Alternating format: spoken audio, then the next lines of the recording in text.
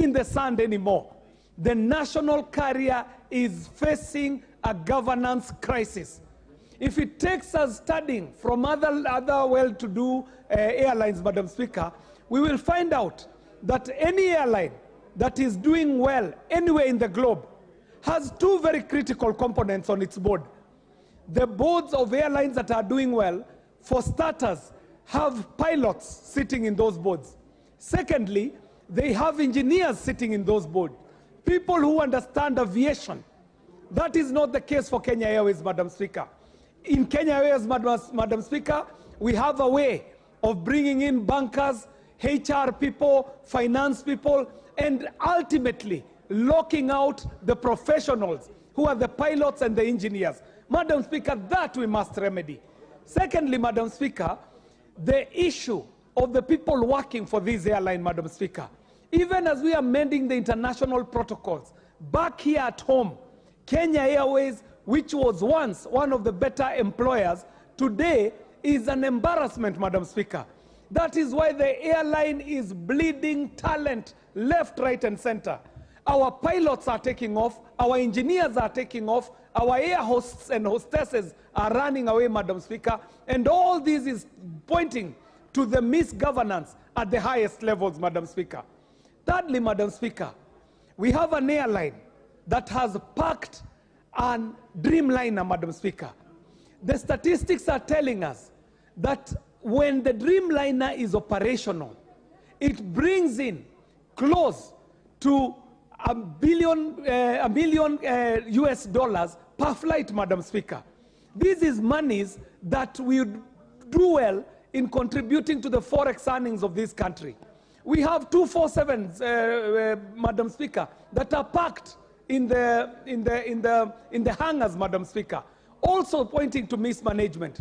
So, Madam Speaker, the point I'm trying to make is that even as we today amend these articles on the protocols, we will still need to come back home and attend to matters of aviation back at home, starting with Kenya Airways, Madam Speaker. So, Madam Speaker, I do stand to support this, and I wanted to put in my voice that even as we do this, let us look at what is happening with the national carrier. Thank you very much, Madam Speaker. The Honourable Member for Limuru, Honourable John Kiragu, I think you're a member of the committee.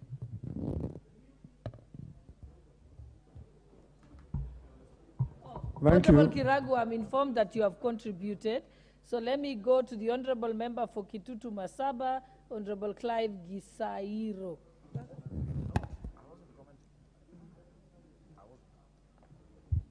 Thank you, Madam Speaker, but I was not to comment on this.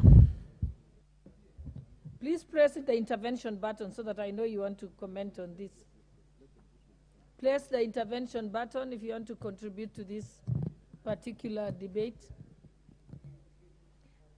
The Honourable Member for Nyando, Honourable Jared Okello. Then you'll be followed by the Honourable Member for Sirisia, Honourable John Waluke. I thank you very much, Madam Speaker. Taking the cue from my friend Honourable Kierie, it is an absurdity that we have an airline that we should be very proud of as a nation, incurring losses year in, year out, Honourable Speaker. And something needs to be aggressively done, Madam Speaker. All members of parliament here travel in Kenya Airways flights. And at every given time that we fly, the flight is full. And I want to believe they're not carrying us as a charity. It is not out of convenience that members are carried in those flights. They pay for them. And not just members of parliament, everybody else who gets into that flight has paid. And you wonder, where does all this money go? So there is a problem somewhere. Whether it is managerial, we need to get to the bottom of it. Whether it is the interference by certain powers that be, we need to get to the bottom of it. Whether those who have leased those planes to Kenya Airways are demanding more than what they should get as their dues, we all need to know this, Madam Speaker. Otherwise, we have competitive airlines within the region that are going to take away the business away from us. It will be a tragedy for members of parliament and the general populace to be using other airlines to the detriment of our own, Madam Speaker. I think Kenya Airways needs a complete overhaul so that we can inject a new impetus into the business within Kenya Airways, Madam Speaker. And I'm very concerned, and I hope that the Minister in charge of Transport, Honorable Kipchumba Murkomen, will bite the bullet and call sin by its rightful name and make amends where necessary, so that as a country, our airline can start to be a going concern. And I thank you, Madam Speaker, for the opportunity, and I support. Member for Sirisia, Honorable Waluke. Thank you very much, Madam Speaker, for giving me a chance also to contribute on this. Madam Speaker, we are all proud of Kenya Airways as the pride of Africa. Madam Speaker, since I came to this parliament, this parliament has given many billions to Kenya Airways, just trying to revive Kenya Airways. Madam Speaker, we need to call a spade if we want to save Kenya Airways. Madam Speaker, the money is taken by tiniest, and we need to say the truth so that we save this country, Madam Speaker. There are big people who siphon money from Kenya Airways, the way they siphoned Kenya Power. And those are the people who are still siphoning Kenya Airways. And Madam Speaker, note that parliamentarians doesn't know about this. Madam Speaker, this country has a problem of finance. And if we don't say the truth, if we fear being a child or being killed, Madam Speaker, we are not going to save this country, and we are not going to save Kenya Airways. Madam Speaker, for example,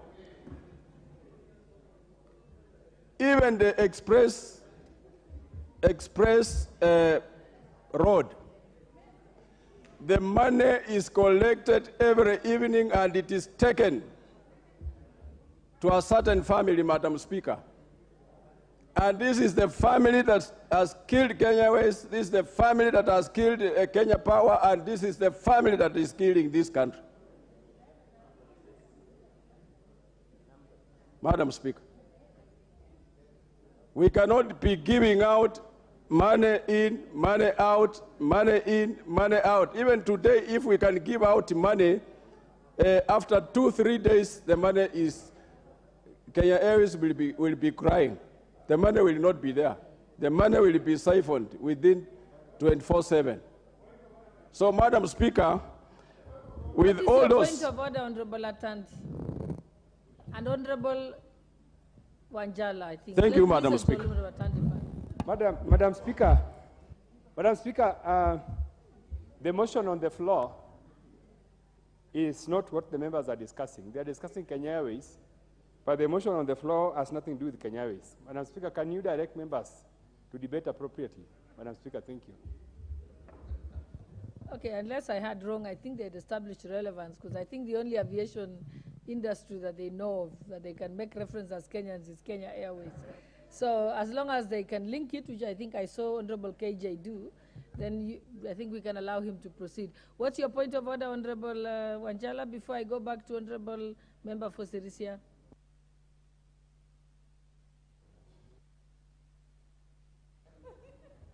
Yeah, Madam Speaker, on the same, I heard the member clearly saying that we have been allocating money in the house to Kenya Airways, but there is a family that siphons this money. I just wanted him to come clear which family is this that is siphoning money. It has to be clear.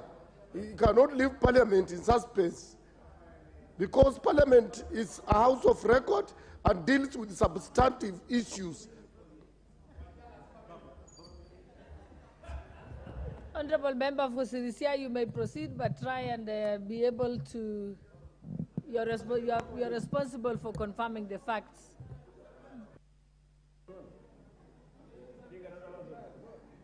Oh, the member has left. Okay, it looks like the member has left. Let us proceed. Next, I have the Honorable Member for Endebess, the Honorable Robert Pugose. Thank you, Madam Speaker, for allowing me to contribute to this consideration of the protocol relating to amendments of Article 50A and 56 of the Convention on International Civil Aviation 1944 Chicago Convention.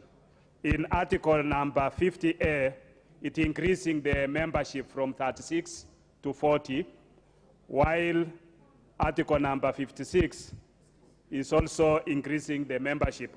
Madam Speaker, when you look at the Chicago Convention, basically it has several rights. It talks of issues about the flying over airspace of different countries, the freedom for those flights to fly over there, the freedom that is to land without even disembarking of the passengers in another country, to fly back from a foreign country back to your country, on matters on even disease control from within one country to another. So these are issues, Madam Speaker, that are critical in the air aviation. When the Chicago Convention was adopted, initially had 4 articles, but subsequently it has been increased to 9. So, Madam Speaker, coming to the local, I think when members are contributing about our own pride of Africa, which is the Kenya Airways, it is that feeling that you want our flights, our Kenya Airways, to be a real pride of Africa, whereby it is in both in terms of the profit which they make, so that it's a profit-making organization, considering that most of these flights, when they are flying from our country to another country and the various destinations following this Chicago Protocol, they should be able to look at destinations where it is not a loss-making, but it's a profit-making organization. Then you wonder, when you fly all over, many of these members, when they fly all over the world, you are flying through Kenya Airways. Then you wonder, you are going to this country where the other flights are going. You hear Ethiopian Airlines is making profit. Then how come the Kenyan Airways is not making profit? This convention also talks about which are the state-owned aircrafts and which are the civil aviations. So I remember in the last parliament there was some amendments towards nationalizing the Kenya Airways. And I think it is a high time we consider, because when you compare with our neighbors, the Ethiopian Airways, it is profit-making. It's a national carrier. Kenya Airways is also a national carrier. What is it that is wrong within our carrier that is not able to make profits, that is not able to compete effectively in the various destinations with other flights? So those are issues, Madam Speaker, that I think that the Transport Committee should be able to look critically into it, come up with amendments, come up with laws that we can be able to make the Kenya Airways the pride of Africa as it should be. With those few remarks, Madam Speaker, I support. The Honourable Member for Mandera West, Honourable Adan Haji, then you'll be followed by the Honourable Member for Nairobi County, Honourable Esther Passaris. And then the others should press the intervention button.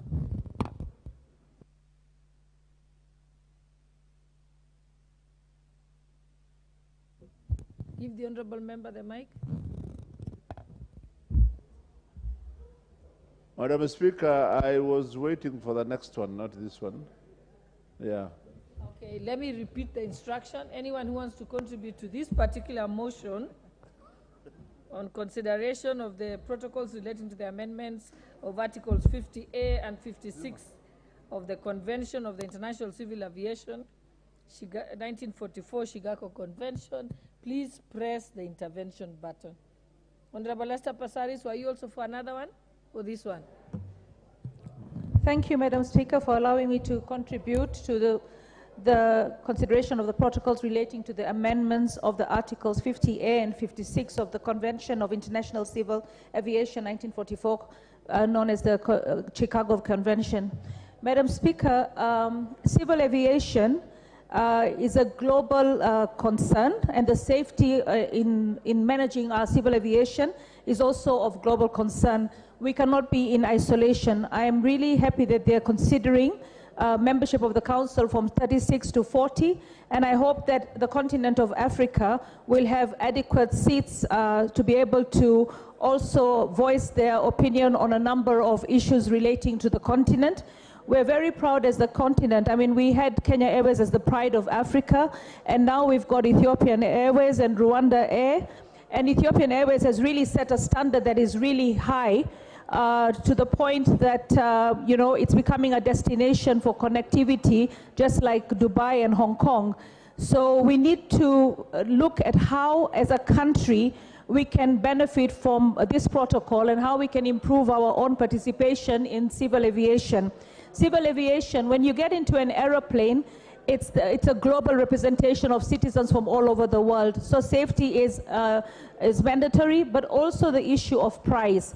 When you go to Europe and America, budget airlines provide really affordable transportation. And when you look at Kenya Airways, it is really pricey in comparison with the global north and how they price their travels. So we will need to figure out how, as a country, we can not only improve on our civil aviation in terms of price, but also in terms of safety.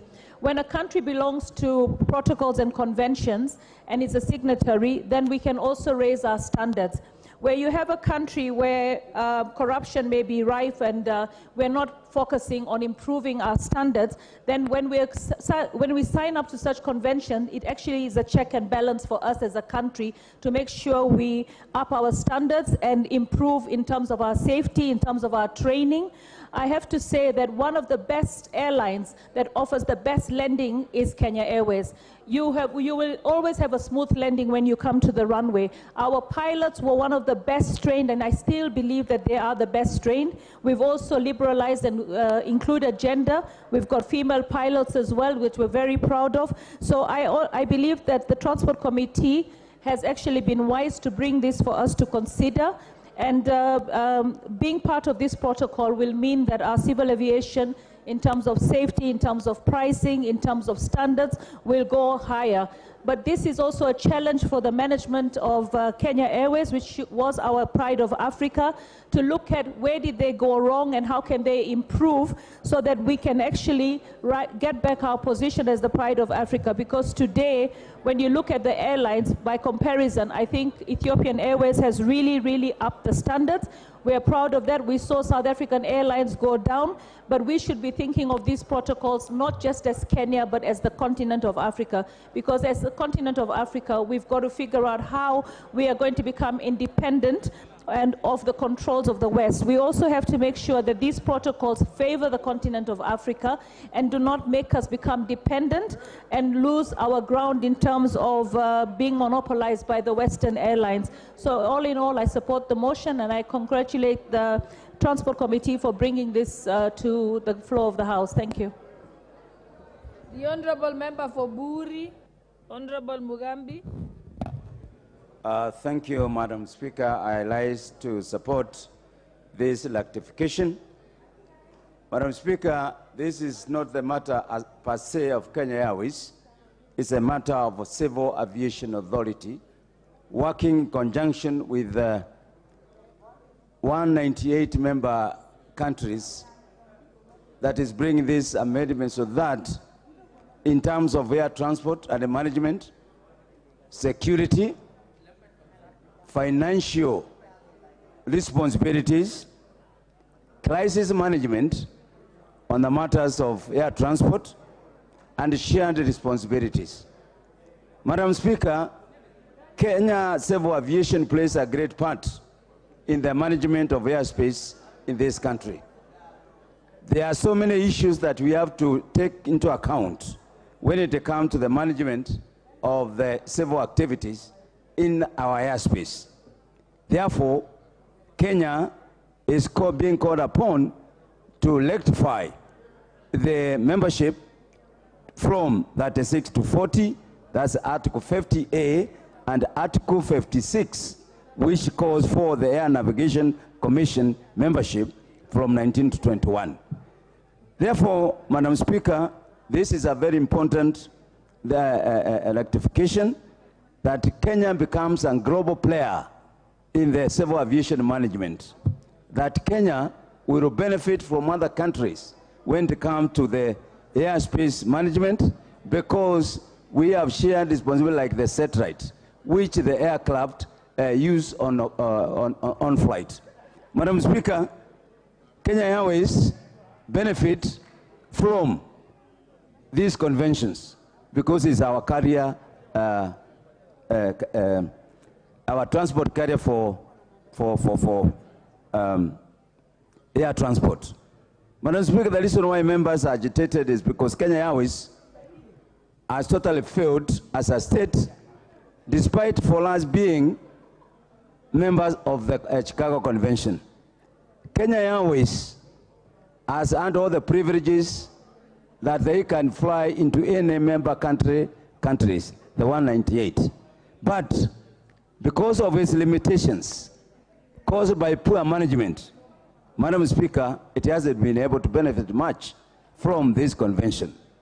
Therefore, I state and support that this amendment be rectified by this House, and argue Kenya Airways, wherever they are hearing the concern of members, that the declining performance of Kenya Airways is causing a lot of concern to this country, and sometimes it doesn't make sense to be part of these conventions if we are not benefiting it as a country. Madam Speaker, I support. I think I had the honorable member for Chebalungu, but it turns out he has pulled out his card. So now I'll go to the honorable member for Kitui West, Honorable Edith Nyenze.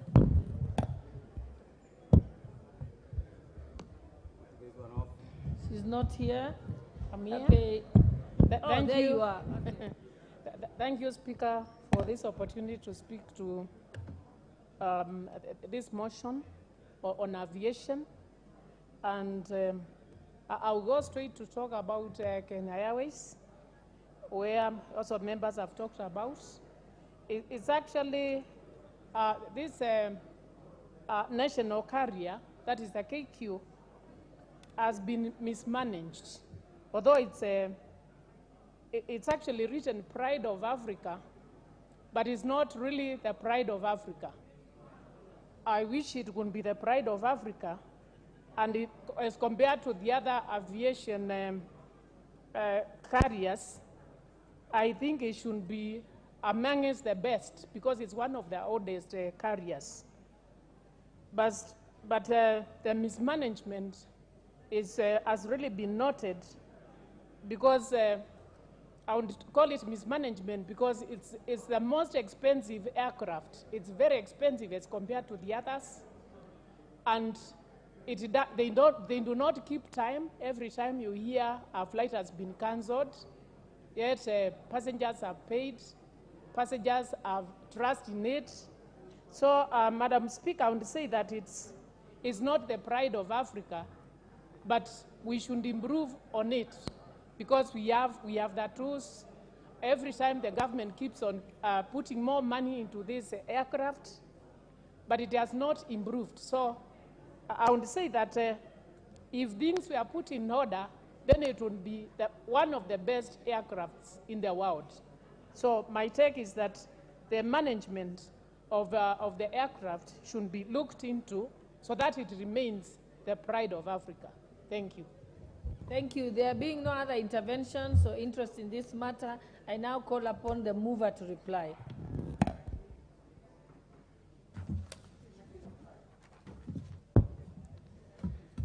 Honorable Speaker, I wish to thank honorable members for their support and insightful contribution on this Chicago Convention debate. Honorable Speaker, the ratification of the amendments on the increase of membership in the ICAO Council provides an opportunity for Kenya to lobby for Part 2 membership, that is a permanent council member seat, upon entry into force of these amendments. Additionally, Honorable Speaker, membership on the ICAO Council enables a state to actively participate in the global aviation policy formulation and adoption. Further, Honorable Speaker, Kenya stands to gain through access to multiple opportunities, especially deployment of Kenyans for service in ICAO through access to job placements, secondments, and engagement as short-term experts to ICAO. Kenya is a key player in the aviation sector in the region. Notably,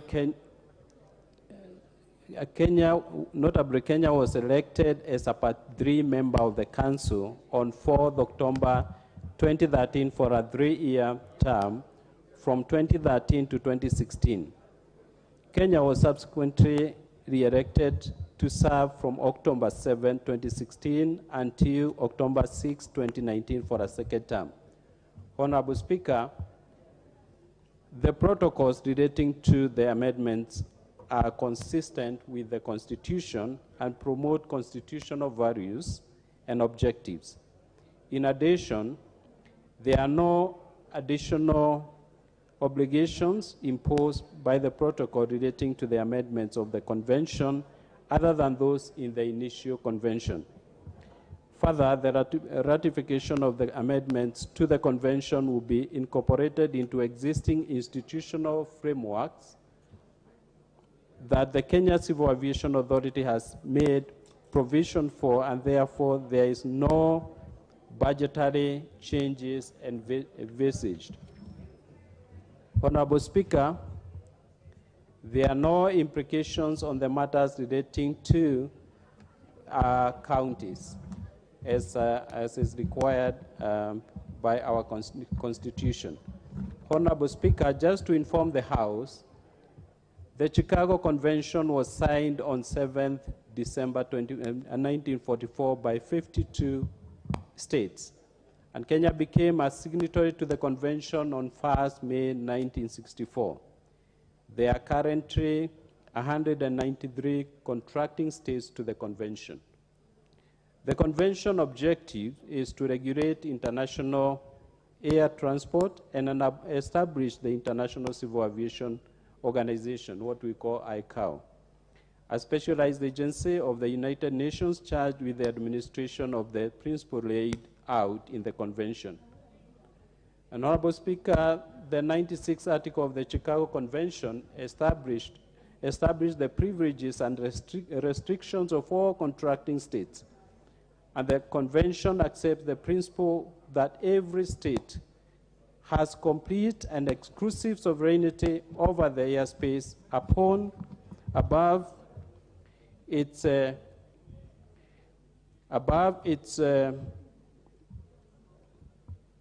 sorry, Honorable Speaker. The convention accepts the principle that every state has complete and exclusive sovereignty over the airspace above its territory and provides that no scheduled international air service may operate over or into the territory of the contracting states without its previous consent. Honorable Speaker, the agreement is very critical, as once it is ratified, it will bring several benefits to Kenya, which includes the enhanced cooperation and collaboration in the investigation of aircraft accidents and incidents. This will also include the sharing of resources among partner states, utilizing common guidance materials, accident investigation manuals, and handbooks. The sharing of safety information will contribute to a more comprehensive understanding of aircraft accidents, causes, and preventive strategies. Honorable Speaker, having said that, I beg to reply. Thank you, honorable members. Honorable Speaker, thank you.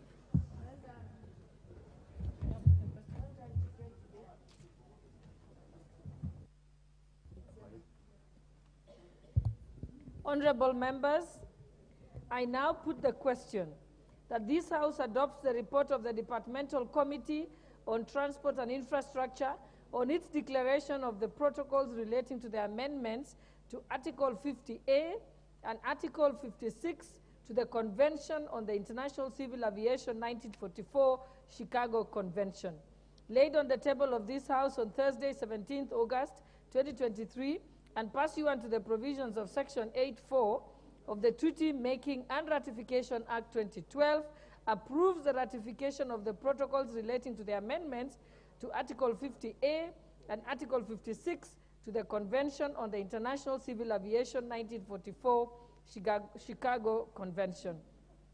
Will as many as of that opinion say aye? Aye. Will as many as of the contrary opinion say nay? The ayes have it. That you're out of order. I heard you clearly.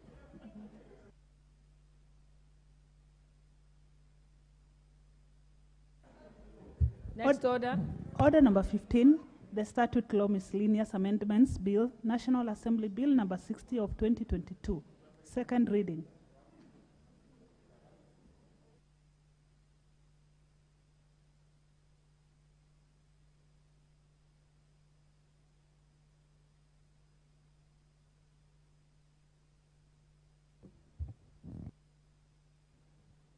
Majority Leader.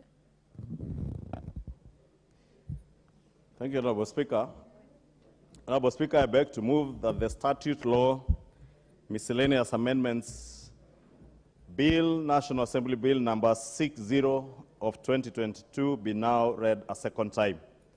Honorable Speaker, the Statute Miscellaneous Amendments Bill of 2022, Honorable Speaker, is, as the title says, a miscellaneous amendment, and is customary to, as is customary, Honorable Speaker, this bill seeks to amend various statutes. And Honorable Speaker, it is worth noting that the majority of the amendments in this particular bill, Bill number 60 of 2022, seeks to harmonize various acts of Parliament with the functions of the office of the DPP under Article 157 of the Constitution, which defines the role of the DPP as the person in charge of undertaking all criminal proceedings, prosecution of all criminal proceedings, while the Attorney General has the role to act as a principal legal advisor of government. Honorable Speaker, this bill seeks to amend a number of acts, as I said, beginning with the Penal Code. And Honorable Speaker, members will be able to peruse and see that the Penal Code Cap 63 is being amended by deleting the expressions that are contained in Section 146, which in many ways could be perceived to be discriminatory towards persons with mental disabilities. And you know, Honorable Speaker, it is now policy and indeed a constitutional requirement that we mainstream the involvement of all persons, including persons living with disabilities, up to and including mental disability. Honorable Speaker, that is why we must not have anything within our penal code that seems to be discriminatory against people living with mental disability. And Honorable Speaker, mental disability could be interpreted in different ways, Honorable Speaker, not just the known ways of those people that we see in mental institutions, but there are many people who are with us, living in society, but have certain mental disabilities, Honorable Speaker.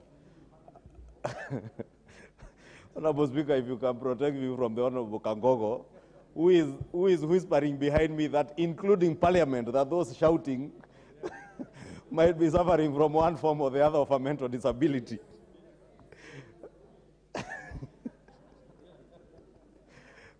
And because, Honorable Speaker, I don't want to take that route of Honorable Kangogo, who is whispering that the Honorable Masara, who just shouted when you called the vote on the previous statute, could be in that category. I don't want to get there. It's Honorable Kangogo who is whispering, because we cannot be imputing improper motive on Honorable Masara, even when he opts to use his mouth to express displeasure with the way the vote has gone. As much as I'm sure he does not know what was being voted for, Honorable Speaker. Honorable Speaker, the other thing is on the Criminal Procedure Code, Honorable Speaker, where Cap 75, where we are seeking to harmonize terms in that particular provisions, to harmonize them with the provisions of the Constitution and the National Police Service Act of 2011. Additionally, it proposes to amend the Act to allow the Director of Public Prosecution to delegate his powers to specified officers to delete offenses provided for in the Sexual Offences Act. Honorable Speaker, the other provision is in the Evidence Act, Cap 80, which seeks to expand the definition of the term photograph. Honorable Speaker, the Honorable KJ, who is very good in some of these issues to do with photography, innovation, image rights, and all that, and the digital economy, will tell you that what is in our Evidence Act today is very restrictive in terms of definition of what a photograph is that can be adduced in court as evidence. And therefore, we are seeking to expand this to allow even digital photographs in line with current technological advancements, Honorable Speaker, so that now even a digital photograph can be used in court. But of course, with the necessary safeguards to ensure that those who are very good at photoshopping are not also photoshopping images that can be used in court. Therefore, Honorable Speaker, the Evidence Act will be amended with these miscellaneous statutes to just expand that definition of what a photograph is, in line with the technological advancements with digitization. Honorable Speaker, the bill also touches on the Anti-Corruption and Economic Crimes Act of 2003 to allow the EACC, or the Commission, the Ethics and Anti-Corruption Commission, to seek for a court order to allow the Commission to order that a state officer who is under investigation or one who is charged with corruption or economic crimes can be barred from accessing their office or exercising powers of that office where the public officer is likely to interfere in investigations in any way. Honorable Speaker, this is particularly important because the most recent example, Honorable Speaker, is that of the matter between the Ministry of Water, the outgoing or the former CEO of Adi Water Services Board. Honorable Speaker, you remember EACC is said to have written a letter to the minister asking the minister to suspend a chief executive officer who EACC was investigating. Honorable Speaker, without casting any aspersions on the minister, it was reported in the media, and I'm just saying this because it was reported in the media. I have not verified the veracity of what we have been watching in the media, that the minister apparently wrote back to EACC asking EACC to disclose the nature of complaint, who the complainant is. Honorable Speaker, from where I sit, I wondered, EACC is an independent constitutional commission that investigates anybody and everybody, including cabinet secretaries. And therefore, Honorable Speaker, there is no cabinet secretary who can pretend to have powers to direct EACC or even to ask EACC to adduce information or to provide information as to what they're investigating and who the complainant is. EACC has powers to investigate anything touching on the integrity of public officers and those who are charged with public office, Honorable Speaker. And therefore, ministers and other senior government officers must never imagine that they can write to ACC and ask them, first, before I act, disclose who the complainant is.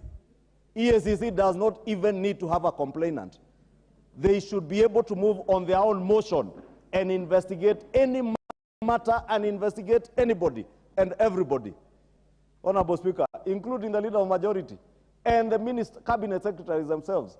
Therefore, Honorable Speaker, because the president has been very emphatic, and all ministers in government must be seen to be in tandem with what the president is saying on matters touching on corruption. Because the president cannot be saying mambo ni matatu on issues touching on corruption, and ministers in government are speaking a different language. Worst of all, speaking a different language to the constitutional offices, commissions charged with the responsibility of dealing with matters corruption, Honorable Speaker. And Honorable Speaker, I know many a times we are tempted to speak for ministers, especially if they come from our background, Honorable Speaker. And I have said, not more than once, from where I stand in this House, on matters advancing government policy in the House, as leader of majority, I will do all that I can to advance government policy on behalf of even cabinet secretaries. But on matters touching on accountability in government, matters touching on transparency in how you conduct yourself while in office, as a minister, as a state officer, Honorable Speaker, there shall be no compromise.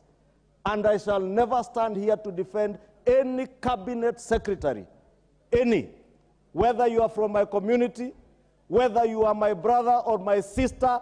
Before the last elections, when we gave you work to work as a cabinet secretary, you must work for the people of Kenya. Don't work for the people from your backyard. Don't work to protect officers because they come from your backyard. Work for services to be delivered to the people of Kenya who have put you in that office. Therefore, Honorable Speaker, I needed to say that, Honorable Speaker, because these amendments are speaking to that EACC will now amend the law to allow EACC that if they're investigating any public officer, including a cabinet secretary, leave alone those who are subordinate to cabinet secretaries, EACC should be able to go to court and be able to get orders from a court to bar you from accessing your office, so that you do not interfere with evidence and you do not use your time and space in that office to cover up for your own theft of public resources. Because if we are to realize this mambo ni matatu, to take people to jail over corruption, we must make sure that they are also not able to use their offices to cover up for their own theft, Honorable Speaker. We have spoken at length about state capture. State capture pervades because people are in government. People have the means to steal, then cover up for that theft, Honorable Speaker. It now must be very difficult for state officers to steal from the people and use the same offices to cover themselves up, Honorable Speaker. And I speak that with a lot of passion, Honorable Speaker, because I truly believe in that mantra of mambo ni matatu. Honorable Speaker, there is nothing out of order, Honorable Speaker. I was moving on EACC, Honorable Speaker. Let's just allow him to ventilate on his point of order before you proceed. What's your point of order, Honorable Okello? Provided you stay within relevance. Because you're notorious. Yes. You must put what standing order is standing on. Yes, your standing order? Okay. Which standing order are you basing your point of order on? Madam Speaker, I think it's becoming a tired line that lots of lamentations come from this House, the executive, as regards the conduct of cabinet secretaries, Madam Speaker. And my brother, Honorable Ichungwa, has properly captured this matter. Madam Speaker, Honorable Okello, this is what I'm saying. Let me come to my point, Madam Speaker. Honorable Madam Speaker, Okello, just what's your point of the standing order upon which you're standing to make your point of order? Madam Speaker, this lamentation has come from none other than the topmost office, their own employer, Honorable William Ruto. When he said Honorable that he Okello, knows I just more... asked you to follow the standing orders. Raise your, just state the point of the standing order upon which you're raising your point of order. Okay. Don't start straight to debate or to respond directly to Honorable Ishungwa. You're not responding to Honorable Ishungwa, you speak through the speaker. Yes. So just rise legitimately. Yes. Quote your the standing order. Check standing order number 40. Madam Speaker. Which Point of order, Honorable Speaker. It has Honorable Speaker, point of order. Madam Point of Speaker, order, Honorable the Speaker. lamentations have come from none other than President William Samoei Ruto. But again, he went ahead, he also... Honorable Okello, I will read standing order number 40, which talks about sequence of proceedings. Standing order number 40 says, each day after the prayers have been said and the House has been called to order, the business of the House shall be proceeded with the following sequence. A, administration of oath. B, communication from the chair. C, messages. D, petitions. E, papers. F, notices of motion. G, questions and statements. H, motions and bills. Okay, I think we'll just proceed. Honorable Majority Leader, you can proceed. Thank you, Honorable Speaker. You know, the Honorable Jared Okello is fond of such interruptions, and I must commend you, Madam Speaker, because this is the way you should conduct business in the House, that when a member seeks to stand on a standing order, they must be able to say on what standing order. But I believe Honorable Jared Okello was here earlier when I used standing order number 42 to reorder business, and he was simply trying to copy me. But I would encourage you to copy me on constituency matters.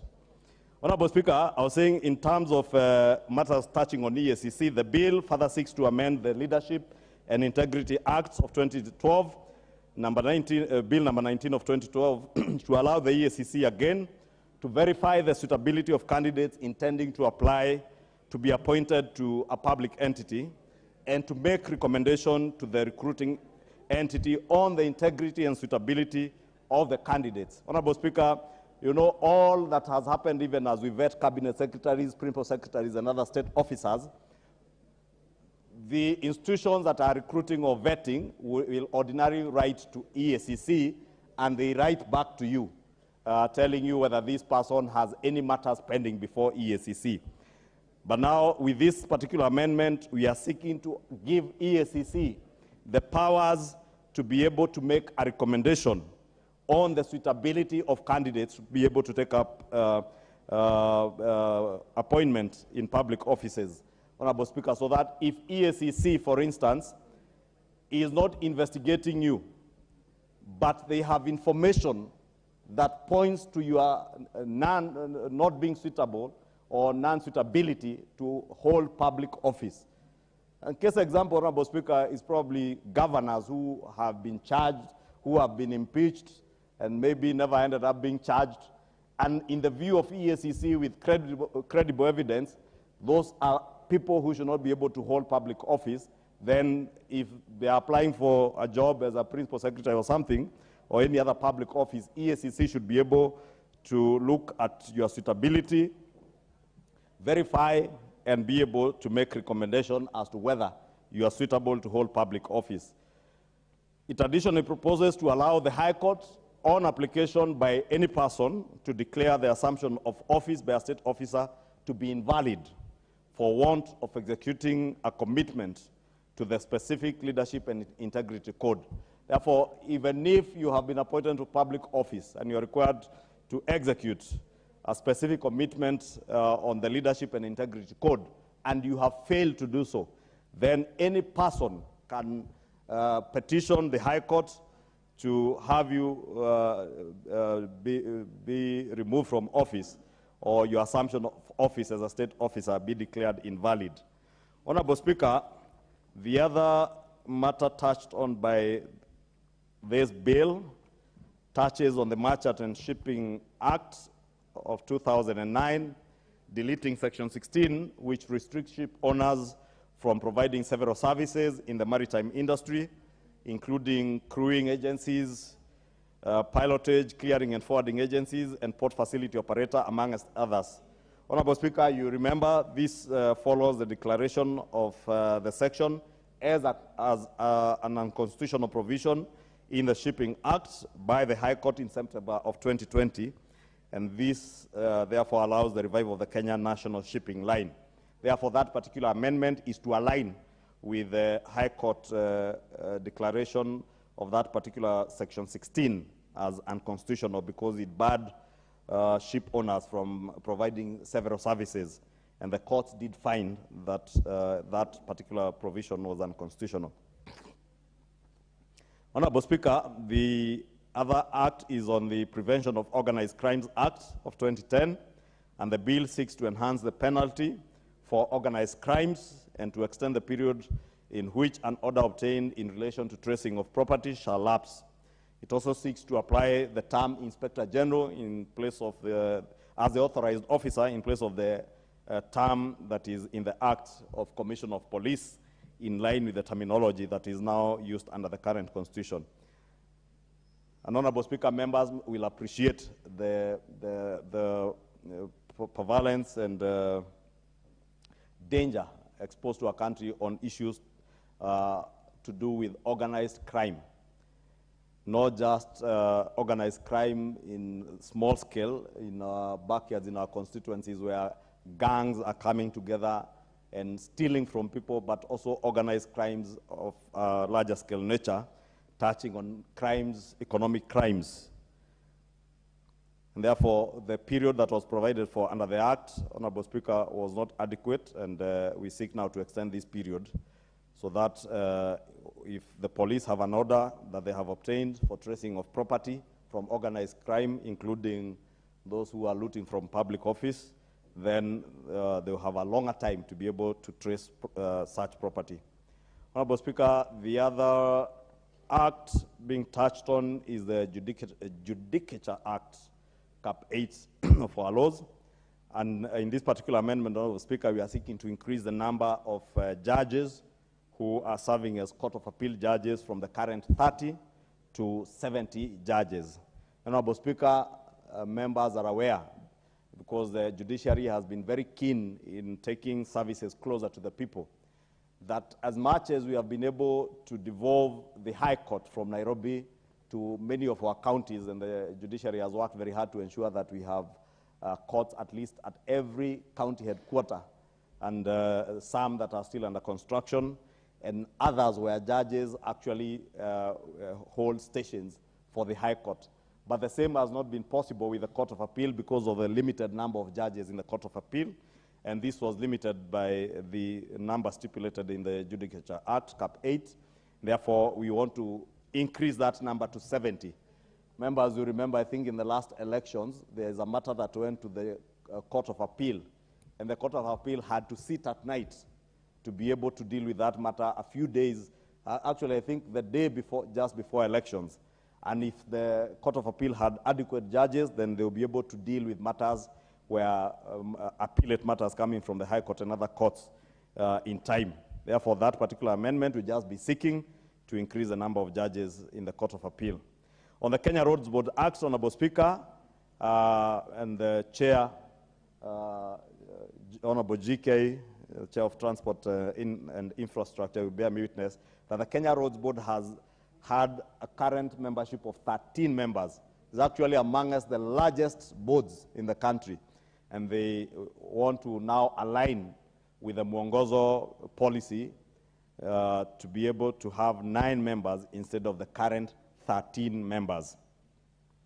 Honorable Speaker, the last one is on the Bribery Act of 2016. And here we seek to include both private and public entities in the scope of the application of the Bribery Act. Because, Honorable Speaker, members will agree with me, and indeed Kenyans, that matters dealing with bribery or corruption are not just matters that touch on public offices and public officers. That indeed the key drivers of corruption, even in public entities, are private entities that are seeking opportunities of doing business with government. Honorable Speaker, the laws as they were target only public entities and had excluded private entities. And now we want to bring to the purview of the Bribery Act the private entities so that we indeed make the fight against corruption possible and easy for the Ethics and Anti-Corruption Commission and other investigative agencies to be able to deal lawfully with people who are engaging in bribery, whether you're in the private sector or in the public sector, Honorable Speaker. Honorable Speaker, with those very many remarks, the bill, as had been published, Honorable Speaker, had various other amendments, but you do recall last week in the communication made by the Speaker, we did drop a number of those provisions that we shall therefore not be considering in this bill, and those are just some of the matters in line with the Speaker's communication last week. With those many remarks, Honorable Speaker, I beg to move and request the Honorable Kangogo Bowen to second.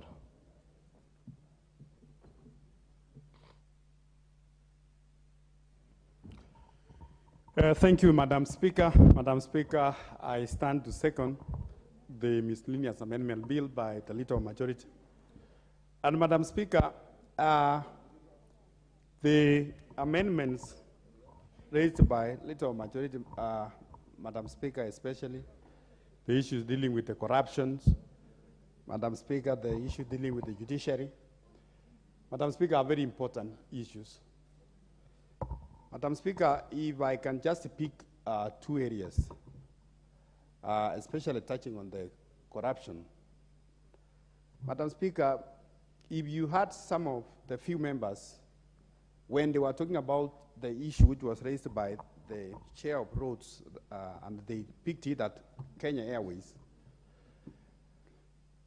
Madam Speaker, we have a serious issues of corruption across many sectors in the country. And Madam Speaker, apart from this small miscellaneous amendment bill, there is a serious confusion also between EACC, the DCI, Madam Speaker. You will find that the DCI, they have even left their work of investigating non-economical crimes, Madam Speaker, to focus so much on economic crimes. Because even themselves, they want to get or to put a hand in what they are investigating. So, Madam Speaker, giving these powers to EACC, Madam Speaker, it will help to make sure that the EACC, they have that powers, they are able to investigate all of us and any other Kenyan, so that you don't find officers who are being investigated and they are themselves in the office. It becomes so difficult for them because they interfere with the witnesses. Madam Speaker, on the issue of judiciary, Madam Speaker, some areas, like even where I come from, Elgeyo Marakwet County, we have only the smallest, the magistrate court. What's your point of order?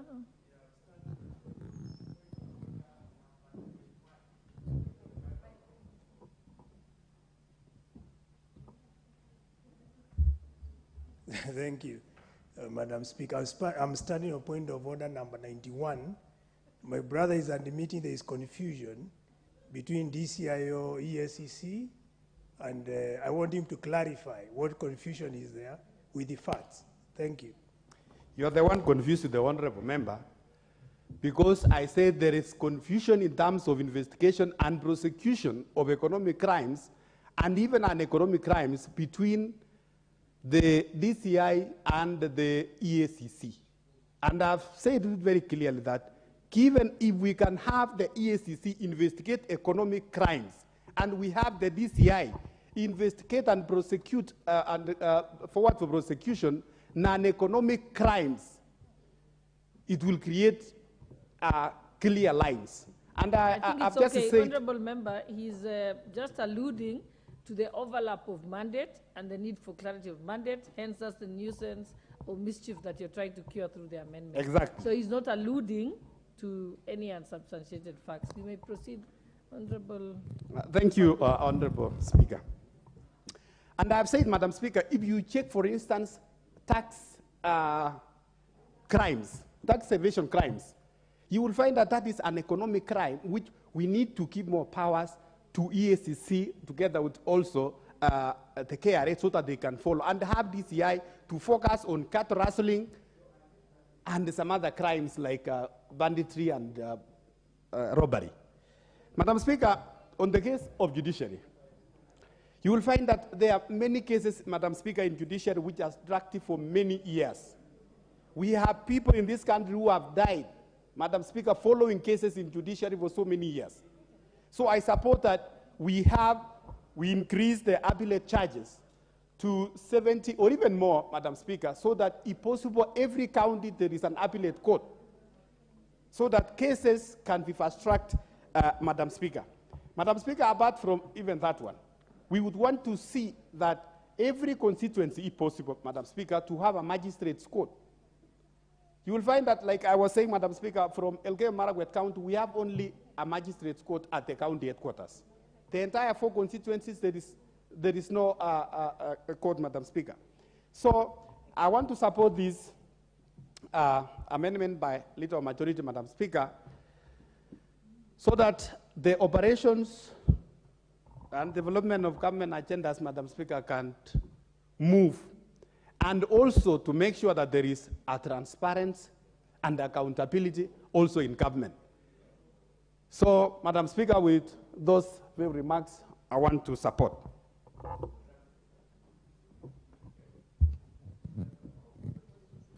Honorable members, allow me to propose the question.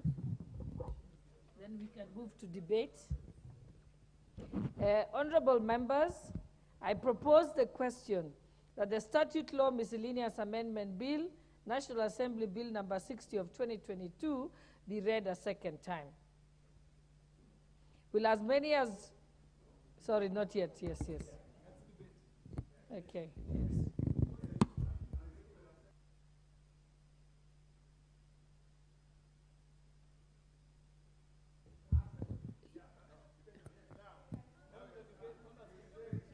Okay, we can proceed with the debate. Those members who want to contribute to this debate, press the intervention button. Okay, you can walk right up here and speak to the clerk. Okay, do you have a point of order? Okay, it's okay, let him proceed. Yeah, but next time it's just, yeah, all right, proceed. Please remove your cards if you're not going to contribute to this debate. Just press the intervention button so I can differentiate the other members who've made general requests. Proceed, Honorable Atandi.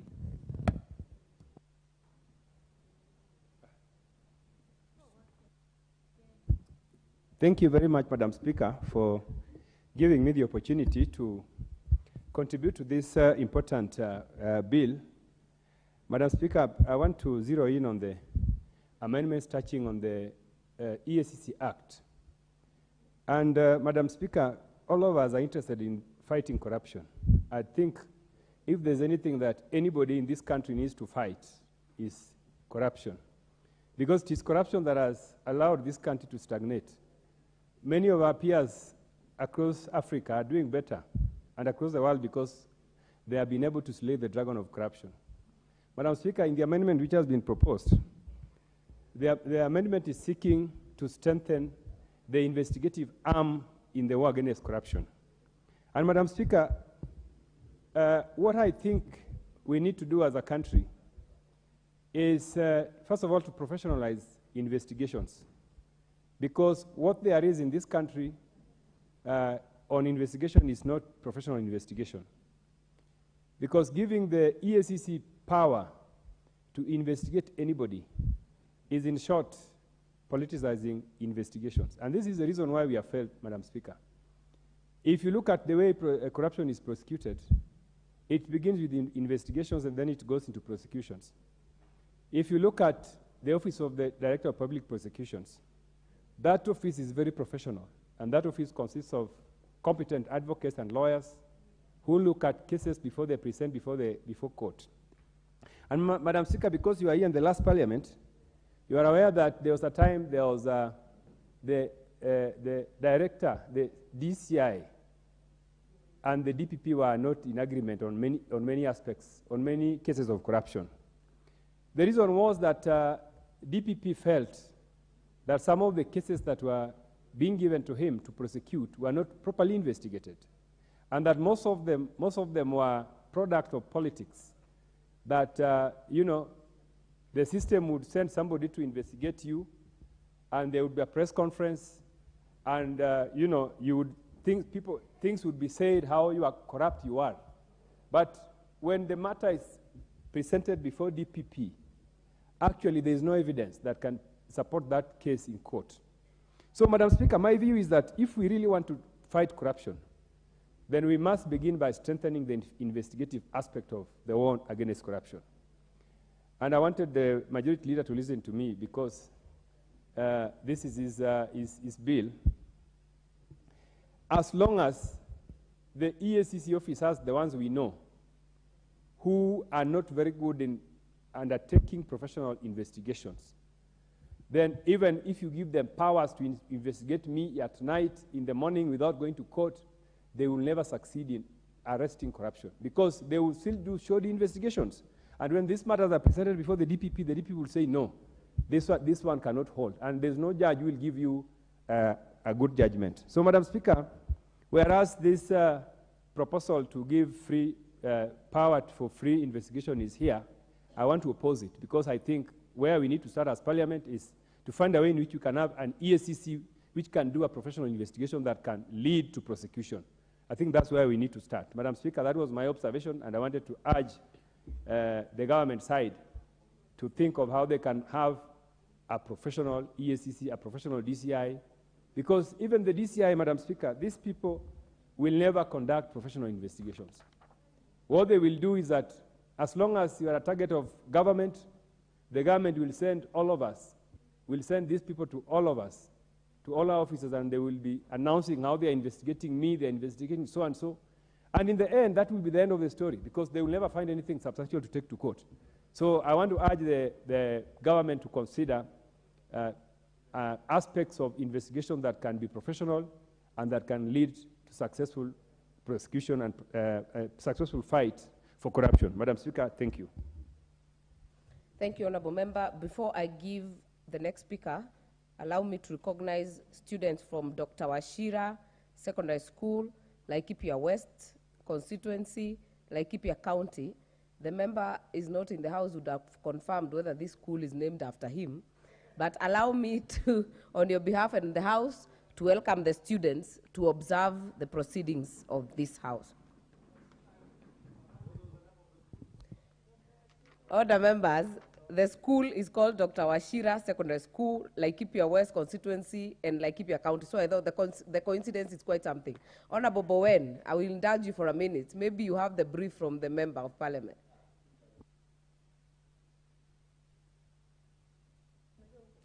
Madam Speaker, thank you for giving me this opportunity to welcome the secondary school of Dr. Wachira Karani in Laikipia. Madam Speaker, on behalf of the Member of Parliament, I want to welcome them to this house. Madam Speaker, I went together with Dr. Wachira for an arambe, together with the current president when he was the deputy president, to Laikipia to fundraise for this school. And want to welcome them to Parliament, and together with also other learners who are in Parliament. Thank you, Honorable Kangogo. The next speaker will be the member for Sotik. Are you in the house? If not, the Honorable George Gitonga Murugara, member for Tharaka. Thank you very much, Madam Speaker. Madam Speaker, I rise to support the Statute Law Miscellaneous Amendment Bill, which we are debating this afternoon. It's important to begin by saying that a Statute Law Miscellaneous Amendment Bill seeks to amend various statutes in an omnibus act of parliament such as this one. We have been accused previously that we actually sometimes sneak in amendments which are not supposed to come into a statute law miscellaneous amendment bill.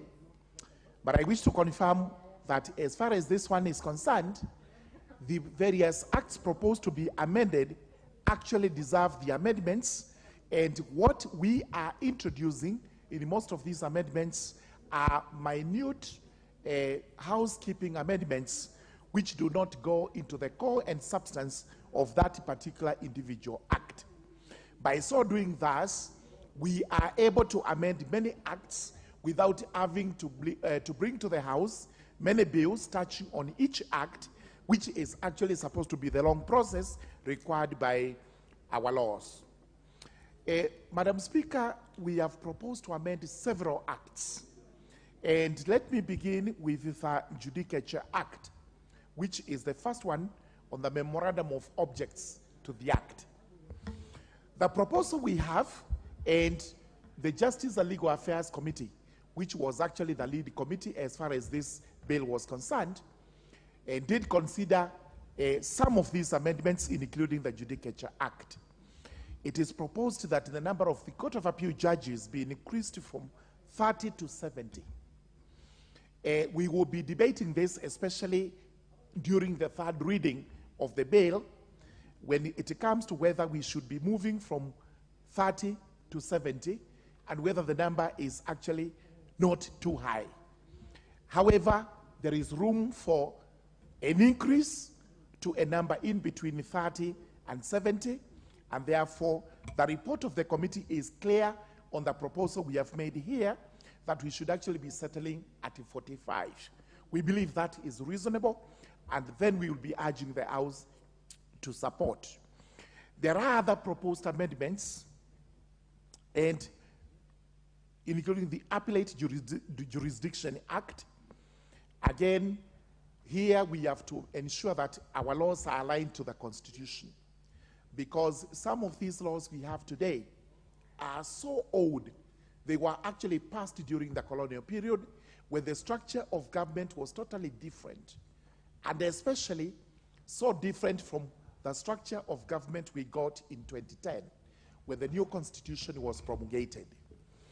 Therefore, you would find in some areas, especially on prosecution, that's why you hear the Penal Code, the Criminal Procedure Code being amended, because the government prosecutor was the Honorable Attorney General, and he had a department in which there were public prosecutions. Today, prosecutions in the country are done by the Office of the Director of Public Prosecutions, DPP. Therefore, it is necessary to amend some of these laws to align them with the constitutional provisions that we have in the new Constitution of 2010. And we go down, including the Vexatious Proceedings Act. Some of these laws may sound very new to everybody, because what are vexatious proceedings? Severally, you have heard many people saying one of our members in the Senate is a vexatious litigant. You do not become a vexatious litigant until you are declared so by the court. And this is the reason why many people go to court, some of them fully vexatious. They really go there to vex people, annoy them, and ensure that even the government is not happy with them. But we have to get you declared a vexatious litigant, and the applicant used to be the Honorable Attorney General for you to be declared a vexatious litigant. So we have to amend this to ensure that now it is not the Honorable Attorney General, it is the Office of the Director of Public Prosecutions. An allusion has been made to the Bribery Act. And again, these are some of the acts which even their own title itself makes you wonder what sort of a law this is. What is the Bribery Act? What is the Witchcraft Act? In essence, an act of parliament is supposed to tell you the positive thing it is doing. And therefore, when you have the Bribery Act, you may think it is that act which allows Kenyans to conduct themselves in a manner likely to bribe. It is not so. And what we are doing in these amendments is now to state the fact that it should be an anti-bribery act and not the bribery act. And even the witchcraft, it should be the anti-witchcraft act, not the witchcraft act, because many people may think under the witchcraft act we are allowed to become witches and wizards and sorcerers and all those things associated. So it's supposed to be anti-witchcraft. And all the way down, and this is what this law is doing, I must confirm that there was extensive public participation, because courts come in to say we do not conduct public participation in the miscellaneous amendments. There was extensive public participation here. The report produced by all the committees that considered these acts will show that people appeared before the committees, they aired their views, and those views have been taken into consideration. Therefore, at the third reading of this bill, we will actually be stating what amendments are required so that we make whatever short amendments, short proposals we have made better than they are. So with those remarks, I beg to support. Thank you. Member for Mwingi Central, Honorable Gideon Mulungi. Thank you, Madam It's Mulungi. Yeah, Gideon Mulungi. Thank you, Madam Speaker, for this opportunity. I rise to support the miscellaneous statutes amendment law. And I would like to start with the matter on KRB. Madam Speaker, considering that the board members are 13, those are too many, and the number of the board members is just there to squander public finances, and therefore reducing the number to 9 in tandem with the Mwongozo and other boards is laudable. Madam Speaker, on the matter of EACC, Madam Speaker, vetting of public servants before appointment, that has been ongoing. Every public entity writes to EACC, and EACC writes back to confirm that there are no pending corruption cases against those officers. But now what I'm hearing is that we are amending that so that EACC will be mandated to vet the officers and make recommendations. Madam Speaker, in my view, I think that is a mandate that can be misused by interested parties at EACC. It can also be misused by politicians. It can be politicized. If Chungwa doesn't want Mulungi to come to Parliament, and with all his powers, he can talk to EACC, and EACC EACC will disqualify me. Honorable Mulungi, I don't know why you're inviting trouble, but what is out of order? Chungwa is my friend. I'm not. I'm actually supporting. But your seat, Honorable Mulungi. Honorable Speaker, you know, Honorable Mulungi is my friend, so I don't take offense when he uses me as an example. But to say that I have immense powers to direct EACC, well, he knows I was just avowing here that EACC is an independent constitutional commission that doesn't work under the directions of anybody. And indeed, Honorable Mulungi, maybe also for information, the amendment does not seek to give EACC powers to vet. It is for EACC to be able to check the suitability of a person who is seeking appointment into a public office. That does not in any way take away powers given to Parliament in terms of vetting of public officers. Because Parliament actually does right. Don't be tempted to debate or to reply. You can do that during replying time. Honorable Mulungi, I'm sure you meant it in jest. Continue. Madam Speaker, I'm guided. Madam Speaker, on the matter of public and private entities being investigated and changed. I think in every corruption case, there is a giver and a taker. And therefore, Madam Speaker, I agree that we should amend the law so that the giver and the taker are both prosecuted. And I support that 100%. Madam Speaker, I also want to implore on the architects of these amendments, JLAC, on the matter of ESCC officers. We have come across ESCC officers who are also corrupt. As much as ESCC officers investigate public officers and private entities, who also investigates ESCC officers who are corrupt. So you need to look at that and see what needs to be done so that even the ESCC officers conduct themselves with a high level of integrity. On the matter of appeal judges, Madam Speaker, increasing from 30 to 70 and then 45, I'm not sure what scientific formula has been used to arrive at those figures.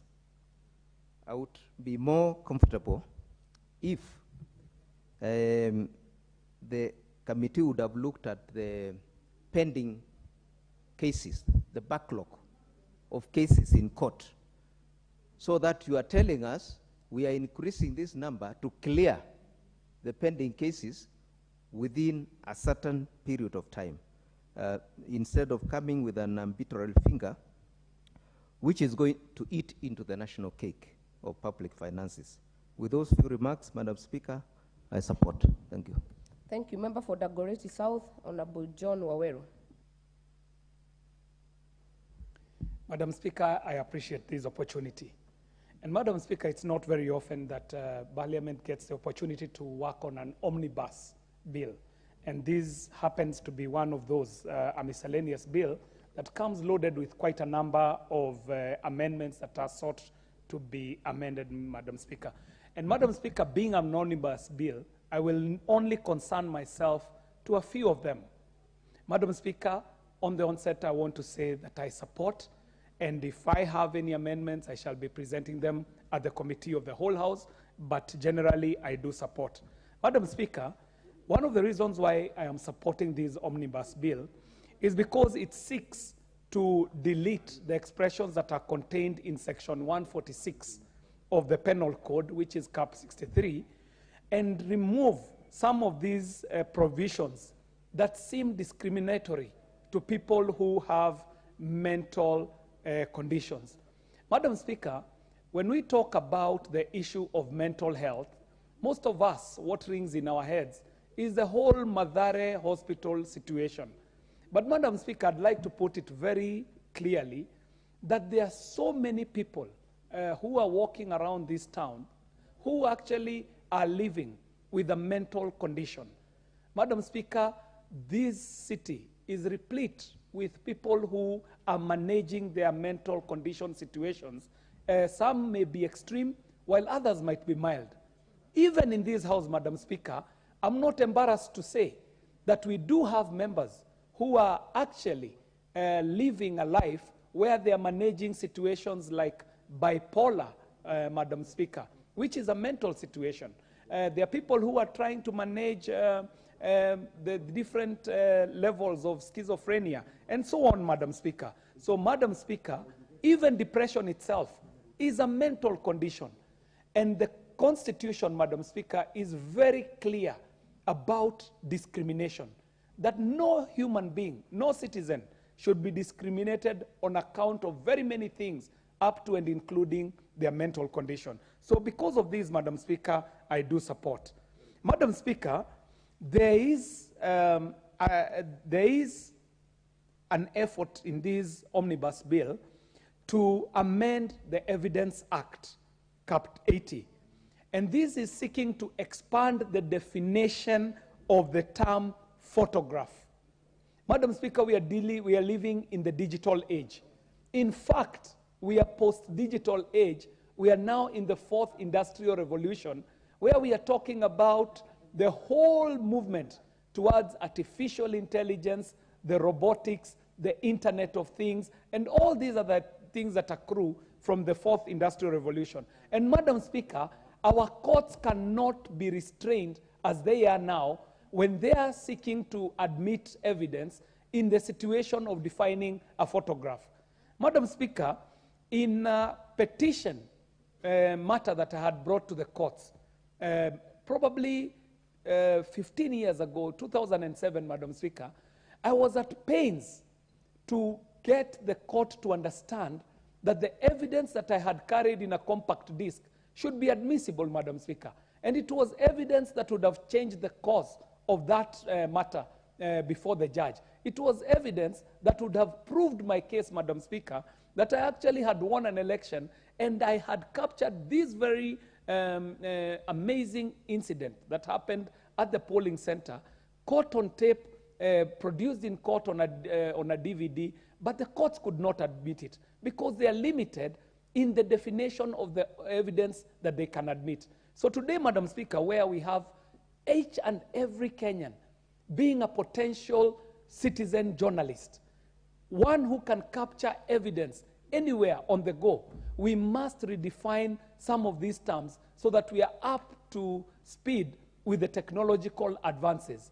Madam Speaker, the mover, the leader of majority, was very clear about what we will need to do now to fortify these amendments so that this definition does not fall prey to people who manipulate photos, Madam Speaker.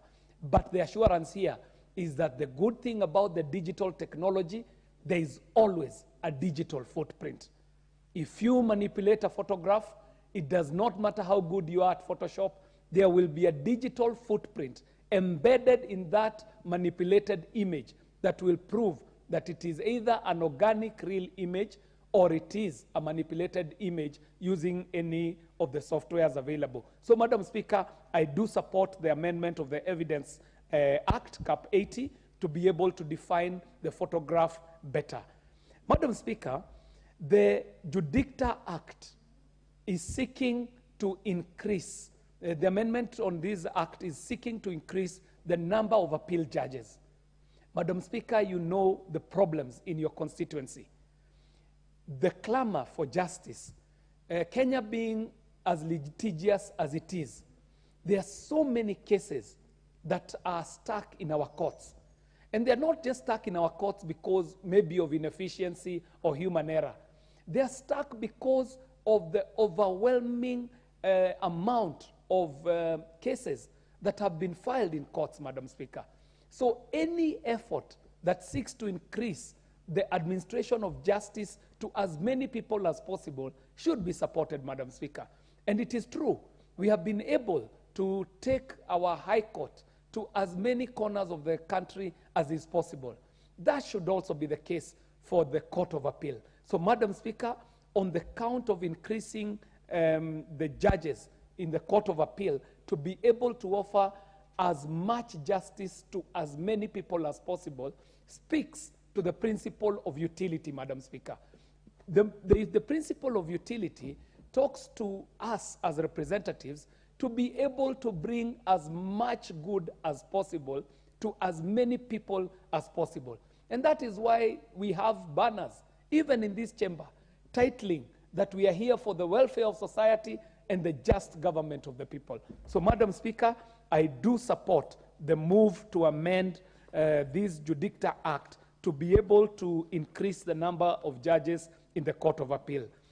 In all, Madam Speaker, I'm in support, and for the few changes that I will make on a few of the proposals, I shall be doing that in the third reading at the Committee Honorable of the Whole KJ, House. Yes. do you want to be informed by Honorable Tom Anthony Oluoch?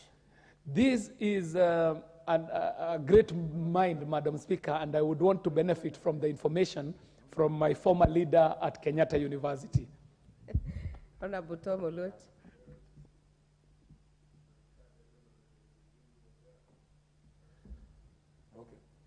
Thank you, Honorable KJ, and my very good friend from my alma mater then.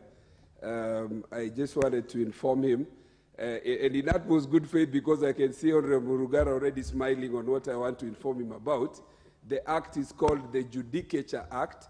I know understandably, because he's not a lawyer, he called it the he's called it what? Judicta. He called it Judicta, and obviously because these are legal terms, it's called the Judicature Act. Thank you.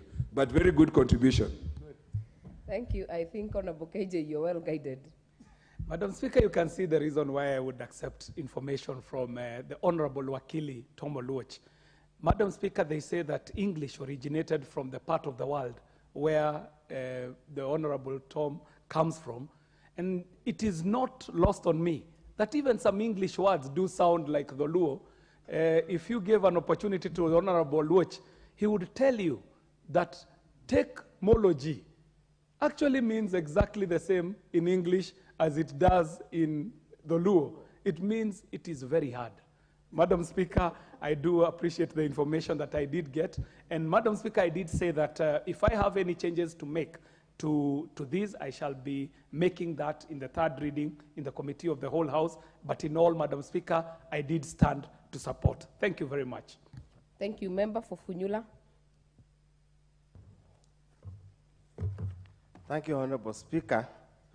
I'm one of the people who have always been very uncomfortable with the miscellaneous statutes law miscellaneous amendment bill, because that's where the devil finds his way. That's where they hide many of the things, Honorable Speaker. But for once, this seems to be a routine. This mostly with routine issues of changing from Attorney General to Director, is it a public prosecution, which indeed is in order as it complies with the provisions of Article 157(2) of the Constitution of Kenya. Honorable Speaker, but there are a few issues that requires probably people's attention, because then we need to highlight them. Number one is the Judicature Act. Honorable Speaker, 70 for a court of appeal is just too much. Indeed, Honorable Speaker, I have always believed that many of the issues that end up in court of appeal could have actually been sorted out at the very lower level.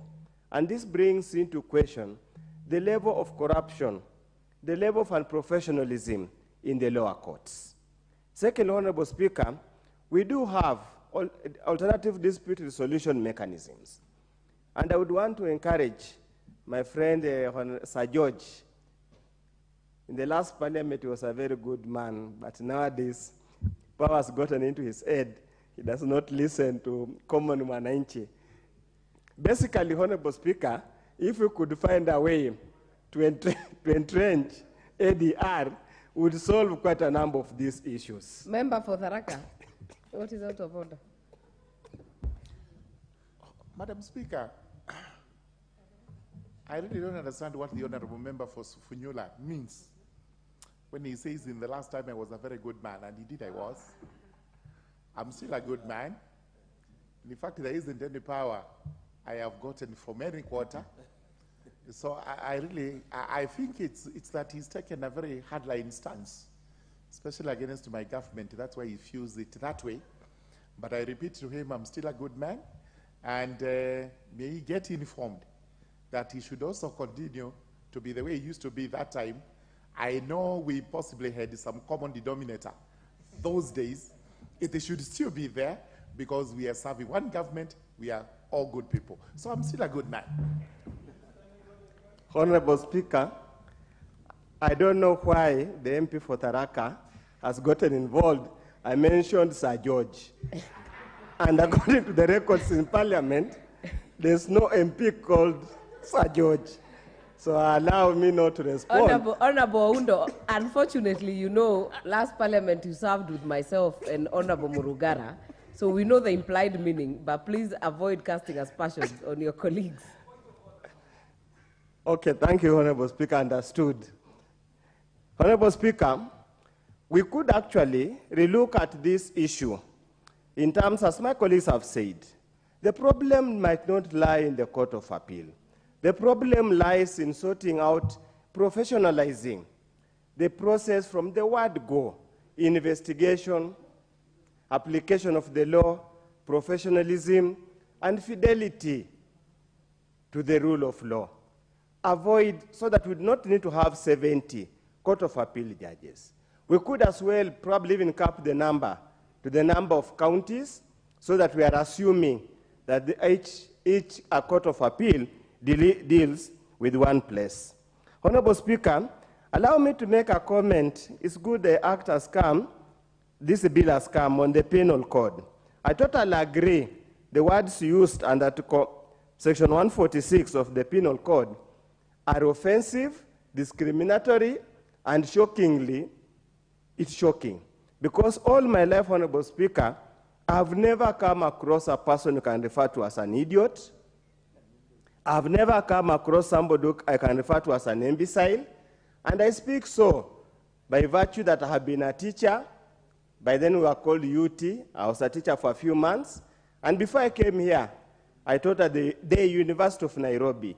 And I've never come across a person called an idiot or an imbecile. People have got different level of understanding of issues, of comprehending of issues. We need to basically delete it. But Honorable Speaker, also, it also brings another issue at hand here. What does it mean that a person with mental disability cannot really cannot consent? Because here the reference is any contact that happens that cannot amount to rape, if it is with a person with a disability, mental disability, that will amount to an offense, which again, it causes even more problems than the existing definition. I think that's why I would request the chair of JLAC to really have a serious look at it, that you are criminalizing consensual sexual interaction between a person you are calling a person of normal ability and a person living with mental disability. We need to relook at it so that we get a clear view. Honorable Speaker, let me also just comment on Public Holidays Act. Again, it is unfair. And I argued here last time, it's unfair to change the name of the holiday of 10th October. It's extremely unfair. Politics should not cloud the historical aspect. Those of us who drank Maziwa Nyayo have very fond memories of Moi Day. Very fond memories. We might have had issues, but those of us who drank Moi's milk, we have very fond memories. We should never erase Moi from our history. Those of us who used to line up and sing patriotic songs, those of us who would pledge loyalty, some of you who are young cannot even understand. That's why you are rushing to distort history, but history will remain with us in our life forever to come, because that was an important matter. Honorable Speaker, the Anti-Corruption and Economic Crimes Act number 3 of 2003, Honorable Speaker, yes, we have made so many laws in an attempt to fight corruption. We have made so much noise. We have platitudes. We have house-sounding press conferences. We are unable to slay the dragon of corruption. Even these enhanced powers to lock somebody out of the office while investigations are ongoing, while prosecution is ongoing, will all end up to naught. Where we lie, and again, I hope the new chair of the Anti-Corruption Commission, Reverend Dr. Oginde, wherever he is, he needs to get to the core on public education, public sensitization, and really also come to Parliament here so that we deal with the budgeted corruption. That's where we lie. Because all this, again, it is going to be vindictive, because again, we are vitiating the basic principle that one is innocent until proven guilty. Here, by the way, if it's approved, we is in a way condemning somebody unheard that is already corrupt and is bound to be charged. Honorable Speaker, again on the issue of Leadership and Integrity Act. The vetting we normally do here, Honorable Speaker, is just a charade. It's just face saving. It's basically window dressing. In all the years I've been here, out of probably the number of cases we have vetted properly and actually failed to approve is probably 1%. It was 1%. In any case, at times when we even fail to approve, they still post, like the case of the lady who was posted to the embassy of South Korea. This parliament said no, but she went to serve the entire term. Giving again the powers to Anti-Corruption Commission to pass judgment that we suspect you are about to commit an economic crime or you have committed an economic crime, and on that basis, just check, because to verify the suitability of candidates. Suitability is a composite matter.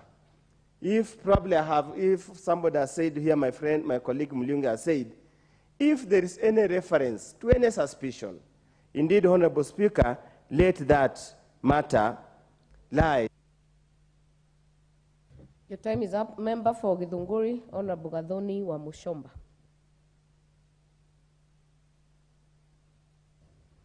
Thank you, Madam Speaker. I am really glad and humbled to get an opportunity to debate around the statute law miscellaneous bill amendments, National Assembly Bill number 60 of 2022. Madam Speaker, indeed, I'm very excited that we have found it worth to relook at various statutes that govern this country. And I'm going to focus myself more on matters Cooperative Society Act of 1997. Madam Speaker, I happen to represent a county and a constituency that is made up of many cooperative societies, starting with the Milk Githunguri Dairies, which is a milk-based cooperative society. Of course, I'm sure, Madam Speaker, the House honors Githunguri for our brilliance in management of dairy cows and exemplary performing in management of dairy society. That notwithstanding, Madam Speaker, allow me to concentrate myself on coffee matters, a section that I'm very passionate on because I am a child that comes from a home that draws a lot of activities around the coffee as a cash crop.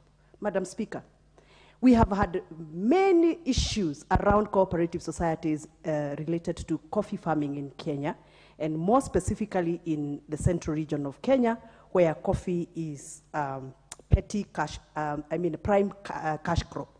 Madam Speaker, in my constituency, Githunguri, we have had very serious allegations of mismanagement of cooperative societies because the regulations that govern the elections of officials who manage the cooperative society, the people we call the management committees, the regulations and the rules that govern their operations, the periods and term limits that have been given under the Cooperative Society Act makes it completely difficult for the office of DPP and the office of EACC to nab the people who have been taking advantage of our farmers.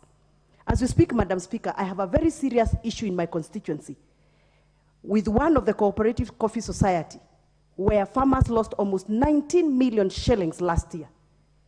We have tried to mobilize farmers to go to the EACC to follow their money, but whenever we make entry into the issue, we are limited by the existence of that kind of conflicting statutes placement between the Cooperative Society Act of 1997 and the operations of the EACC. That notwithstanding, Madam Speaker, I'm also very excited because you know in the past we have had a lot of cooperative society that have crumbled in this country. And they have crumbled with a lot of assets belonging to the people we refer as the bottom-up community. And we have had farmers die into their graves, still claiming to own property that have crumbled with a few individuals who currently are known as the management committees of cooperative society. How I wish, even after we are done with this statute law miscellaneous amendment bill, we can be able to backtrack go back a few steps backward and get to know how we can help our farmers. Madam Speaker, as a woman leader representing Kidhunguri constituency, and a woman leader who has actively activated on matters sexual violence, I am very excited with the proposal on sexual offenses 2006, number 3 of 2006. Madam Speaker, if there are areas where justice is never delivered, it matters to do with sexual violence in this country. I happen to have followed a case in my county, Kiambu, when I was representing Kiambu as the county woman MP, of a child who was molested in the police cells in Gatondo police station back in 2019. And the child was molested by a police officer who was manning the police station and took advantage of a minor who was in the cells. Madam Speaker, to date, that case has never been concluded. Do you know why? Because tracking of sexual violation evidence in this country has become a mountain.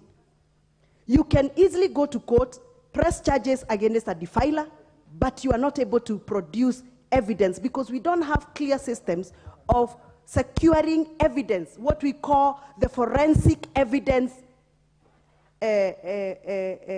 provisions. If you go to other countries, Madam Speaker, like the US, you will find that they have a very clear system on how to preserve evidence. The innerwears of a child who is sexually molested, the DNA from that kind of an innerwear is safely secured for 7 years. In this country, Madam Speaker, files are presented in the office of DPP, but there's no evidence because we have no systems of securing these kind of evidences. Madam Speaker, in my previous term as a member of parliament representing Kiambu County, I brought a bill proposing to have a clear act that is going to govern sexual offenses, sexual assault forensic evidence. But I never managed to complete the bill, how I hope in this parliament I'll manage. But that notwithstanding, Madam Speaker, I'm very excited that within this whole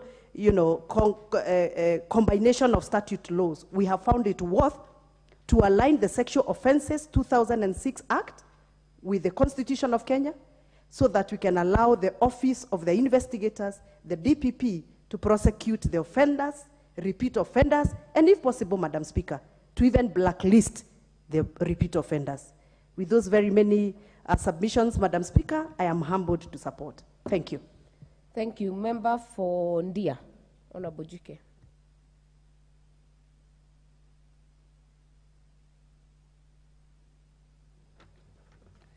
Thank you, Honorable Speaker. I rise to support the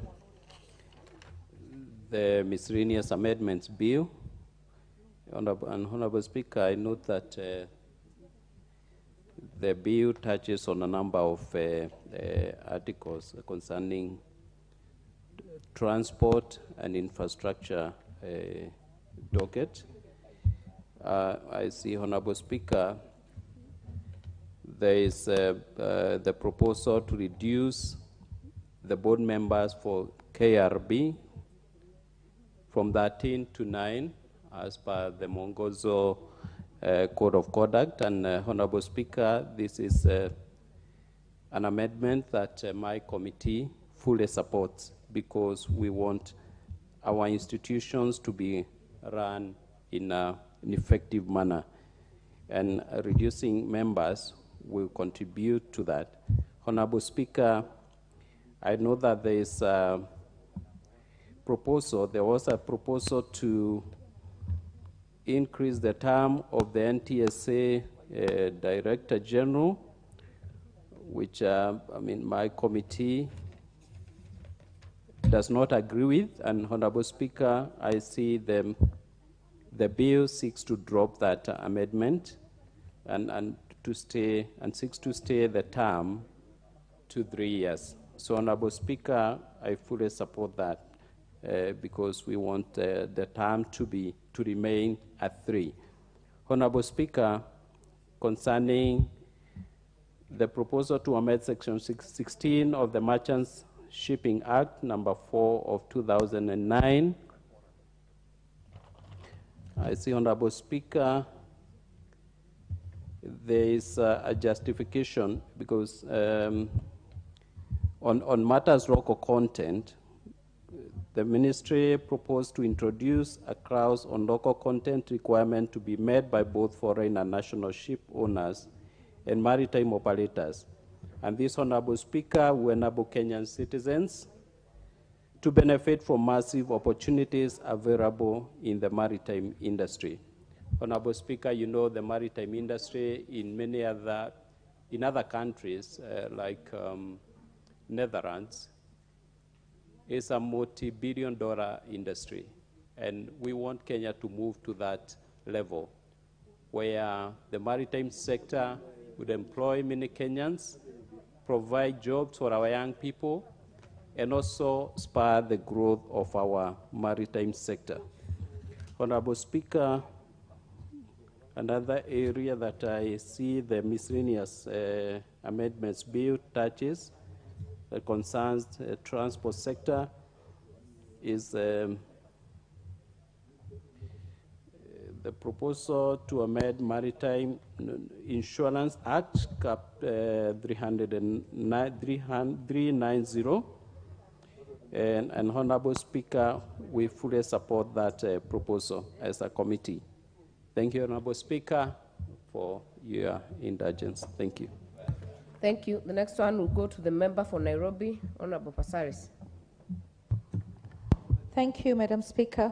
Madam Speaker, it is really, really good for the Leader of Majority to bring all these miscellaneous amendments. But I feel that much as we say that in our laws we're going to have public participation, I feel that Parliament should take advantage of social media. We've got quite a number of Kenyans that are on social media, and my hope would have been that each and every one of those amendments were put onto the social media to also get feedback from the public on how they feel about various amendments, because we do make laws for Kenyans. So whereas public participation is put in the newspaper and people write memorandums, I feel that we are lacking when we come to the House and straight away put the bills on the floor of the House and for members to contribute towards them, but we are not actually involving the various Kenyans. And this could be a way for us to consider sensitizing the public when it comes to various amendments. There are very, very good amendments that have been brought on the floor with the various bills. And I feel that it's important that we generate activity and buzz in the public domain, because we've realized that when we were coming up with the finance bill, the public was really active and involved and understood what it is that Parliament does. And I feel that as representatives of the people, whenever we bring a number of bills together, we fail in that we are not involving the public in understanding what exactly we are doing with the various laws. I've seen the bill on the Kenya Roads Board where you're trying to reduce the number of board members to be in line with all the other bills. When it comes to the judiciary, increasing the Court of Appeal judges, I feel that it's important that we increase the number of judges, because we used to have a period where people said that you get justice denied by the fact that people would have court matters that would never be heard in their lifetime. So I believe that in trying to get the courts to be efficient, we should provide for judges. In the same light, we hope that soon we will come up with amendments that will also try and increase the number of police that we have in line with the number of with the population that they serve, because when you say that you have one policeman for 30,000 people, it's impossible to see us provide justice. When it comes to GBV, us as Nairobi County, we've put containers in every police station. And the reason we've done that, and we're also building the first safe house in the county, because the ugly face of COVID showed that gender-based violence was rife. But the thing is, we also need to make sure that while we provide such services, we also need to make sure that we also provide the personnel and the training and the necessary training. So while we make all these amendments, it has to be also backed with budgets. and budgets that are targeted to make sure that the amendments to the laws are actually implemented in a manner that will ensure that the laws that we have made will actually be able to serve the people. Because sometimes you have legislation and then you don't provide a budget. One that comes to my mind as I speak right now is the Psychology and Counselors Act. We passed that act in 2014. And it was only when mental health became a big issue that I once walked into the office of the PS of Health in the last parliament, and I said, look, we have this Psychologists and Counselors Act. Isn't it better for you to actually get this act implemented? They didn't even know that that act had been passed in 2014. So they finally created the body that would have the mandate to put counselors in place, whether in schools, whether in police institutions, whether in medical facilities. But again, if we have all these acts and we don't have the budgets, we're not going to be able to actually serve the people. And I feel that the Kenyan public is very, very vibrant when it comes to politics. And sometimes, you know, they look at us as parliamentarians and they wonder, what do we do? And we do a lot, from the committees that we serve to playing the oversight role, to the legislations, to the amendments. I feel that an area that we really need to focus on is how can we take public participation live to the Kenyans so that they can actually be able to participate online, because not everybody can come when it comes to public participation or even know what's going on. So all in all, I commend the majority leader and government for looking into the various gaps in all these laws that they've brought together. And I hope that we will back it with the necessary budgets to be able to implement it, the necessary training in the various ministries, so that as a whole, we can make legislations that work and serve the people of Kenya. I stand to support and commend the leader of the majority for putting all these amendments in the various statutes. Thank you. Thank you. The Deputy Majority Whip, member for Marsabit. Thank you very much, Madam Speaker, for giving me this opportunity to add my voice to these amendments on the Statute Law Miscellaneous Amendment Bill 2022 that the Majority Leader brought, which is a good thing at the moment, and also tries to harmonize various acts with the functions of the Director of Public Prosecution under Act 157, which defines the role of the DPP. Madam Speaker, from the onset, I just want to say that I support this, and my attention is drawn to Anti-Corruption and Economic Crimes Act 2003, number 3 of 2003. Madam Speaker, why I support this is because of the following. I've just picked on a few, because under anti-corruption, if we allow the Commission to seek for court order for the state officers under investigation, this will help us, because we know very well that as a country we have suffered in the past, and even now the country is so much affected by the corruption practice that has been there. I just want to quote what the late President Kibaki said, and using his own words, he said, "Let us not have people who will seek to swindle the government. Such people shouldn't be alive, because the government uses public money. There is no need to have mercy on a fellow who is trying to swindle us. A person who is trying to misuse public funds must not be allowed to continue working in government. We will sack such fellows." And I respect these words because our country has gone to where we are today just because of the corruption that is in our country. And today, a poor man or a poor young man who is a graduate who qualifies for a certain position has no hope in our country just because of corruption, because people believe that beside your academic performance in school, you must corrupt the system and you must give money in order for you to be there. So justice has no space in our country as we have made it the order of the day. Madam Speaker, doing this will help us because a lot of cases that come forward, a lot of staff, civil servants who are being mentioned in this, once this happens, then we will be able to have good control, because corruption, unless we give it serious attention, will continue affecting us. And if a public servant or a civil servant is involved in corruption, allowing that person to remain in the office will definitely jeopardize the investigation. So it is better for this person to go and the investigation takes place. Again, under the Leadership and Integrity Act 2013, number 19 of 2012, to allow EEC to verify the suitability of any candidates.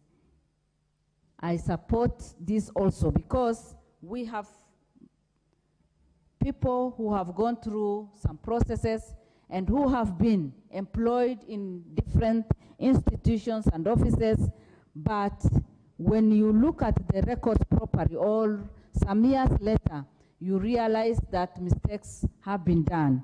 It is good to have proper procedures that can be followed, that can be referred to, that can put everything in place so that in case of anything, we have somebody who is accountable, who is responsible for any mistake that we have done. And even in the past, Madam Speaker, we know very well that some Kenyans have used their fake certificates to get into different offices. And by doing this, we'll be able to minimize the problem that many people have incurred, or the problem that many people have gone through after some years. Because I know even in some counties, many people have been involved in some of these things, and because they have not gone through proper investigation or through proper follow-up, they have been in offices where they don't even qualify, or where they, together with their bad records, they have always been transferred from one institution to the other. And so if we do that, then we will be able to also take care of that area. The third one, Madam Speaker, is Judicature Act, Cap 8, to increase the number of judges of the Court of Appeal from 30 to 70. Madam Speaker, in every county in our nation as a country, we know that cases have been there, and Kenyans complain because of the many months that this or any court has taken before the rulings. And increasing this will obviously help us to be more efficient and to serve Kenyans in a better way. And so I support this also. And as I move to now the next one, which is on the Kenya Roads Act 1999, number 7 of the 1999, that the number of board members to be reduced from the current 13 to 9 as per the Mongozo resolution. Madam Speaker, when you have a smaller number, you make even better decisions, and it is better even to handle a smaller team than the big number of people. It is good for us to recommend this so that even as we have the 9 members of the board, we look for the qualified people so that they can be in every other boards, and specifically in Kenya Road boards, so that we can have engineers, people who are experienced, or even have young people who are well educated, who qualify, so that they represent us in those boards. And as we consider that, again, I would want to say that the face of the country should also be reflected in every institution and every board that is there. Madam Speaker, with those few words, I support, and it is my prayer that this will soon be implemented. Thank you, Honorable Janet, CTNA, member for Turbo. Thank you, Madam Speaker. I request to skip this one because I did not prepare for it. Thank you. Thank you. The next chance then will go to member for Kirinyaga. Honorable Speaker, I was just telling my colleague that it seems you're not reaching to my name. Honorable Speaker, thank you. I rise to support the Statute Law Miscellaneous Amendment Bill 2022. Honorable Speaker, laws must be progressive. As a society, as we move on, we must make laws that are in tandem with the challenging times of today, Honorable Speaker. Honorable Speaker, I would like to speak on the Evidence Act, Cap 80, Honorable Speaker. And my good friend, KJ, has said that every edited photo leaves a digital imprint, Honorable Speaker. It is about time that we think about countering technology, AI advancements in terms of photographic evidence that forms a majority part of the evidence that is presented in court by advocates, Honorable Speaker. Honorable Speaker, I'm just telling the Honorable Naomi Wako that there is a photo of me circulating on social platforms where I have the head of a goat, Honorable Speaker. I do not know how that came to be, Honorable Speaker, but it is about time we have the changes in law to ensure that we have the right evidence in court so that we can enable the magistrates and the judges to make the right judgments, Honorable Speaker. Honorable Speaker, I would like to also speak on the Anti-Corruption and Economic Crimes Act, Honorable Speaker. Honorable Speaker, this is a very welcome amendment, Honorable Speaker. The Commission has sort of become a toothless dog, Honorable Speaker. If you remember very recently, we saw it play out in the media between a CS and a PS and a Commission that was caught in between and wondering what to do, at the mercy of both the state officers, Honorable Speaker. It is about time that we amend the law to ensure that the Commission can get barring orders, Honorable Speaker, for any state officer who is indicted or who is perhaps a person of interest in an investigation, Honorable Speaker. Why am I saying this, Honorable Speaker? There are glaring issues of interference, Honorable Speaker, when someone who is being investigated is in office, Honorable Speaker. They can interfere with the evidence, Honorable Speaker. There's also a conflict of interest, Honorable Speaker, because they are not able to provide the Commission with a clear and outlined manner of evidence, Honorable Speaker. Honorable Speaker, I also support the increasing of the Court of Appeal judges from 30 to 70, Honorable Speaker. As a law practitioner in this nation, Honorable Speaker, I can say there's such a huge disparity in terms of ensuring that we provide justice to Kenyans, Honorable Speaker. Honorable Speaker, a mayor case takes around 7 years in Kenya, Honorable Speaker. And it is unfortunate because most of the time you find the people who cannot afford lawyers are the ones who undergo or who are at the mercy of the judiciary system, Honorable Speaker. They go to court, you're told, come, take another date. You don't have a lawyer who can say, no, our timelines are like this. You're told, come again another time. So, Honorable Speaker, it is about time. I mean, even for the magistrates and judges, we should think in terms of ensuring that we have ensured and protected access to justice for all Kenyans from all walks of life, Honorable Speaker. Honorable Speaker, with those few remarks, I beg to support. Thank you. Thank you. The next chance will go to the member for Seme. Thank you, Madam Speaker, for giving me this opportunity. Madam Speaker, I'm always very cautious of miscellaneous amendments. One, because they are bound to mischief, and two, they are practical, if they are very many and very large, difficult for people to go through and understand what is happening. However, this one I will support with caution, knowing that the most important aspect of miscellaneous amendment is actually the committee of the whole House, when we actually make clear decisions. But this one, the most common thing about them is actually aligning a lot of laws with the role of the Director of Public Prosecution, which is actually merely a procedural thing. It is also, Madam Speaker, providing for many agencies that they must give their annual reports within 6 months. I mean, those are really administrative matters that can be undertaken in miscellaneous amendments. But there are actually important issues, and many of our colleagues have indicated.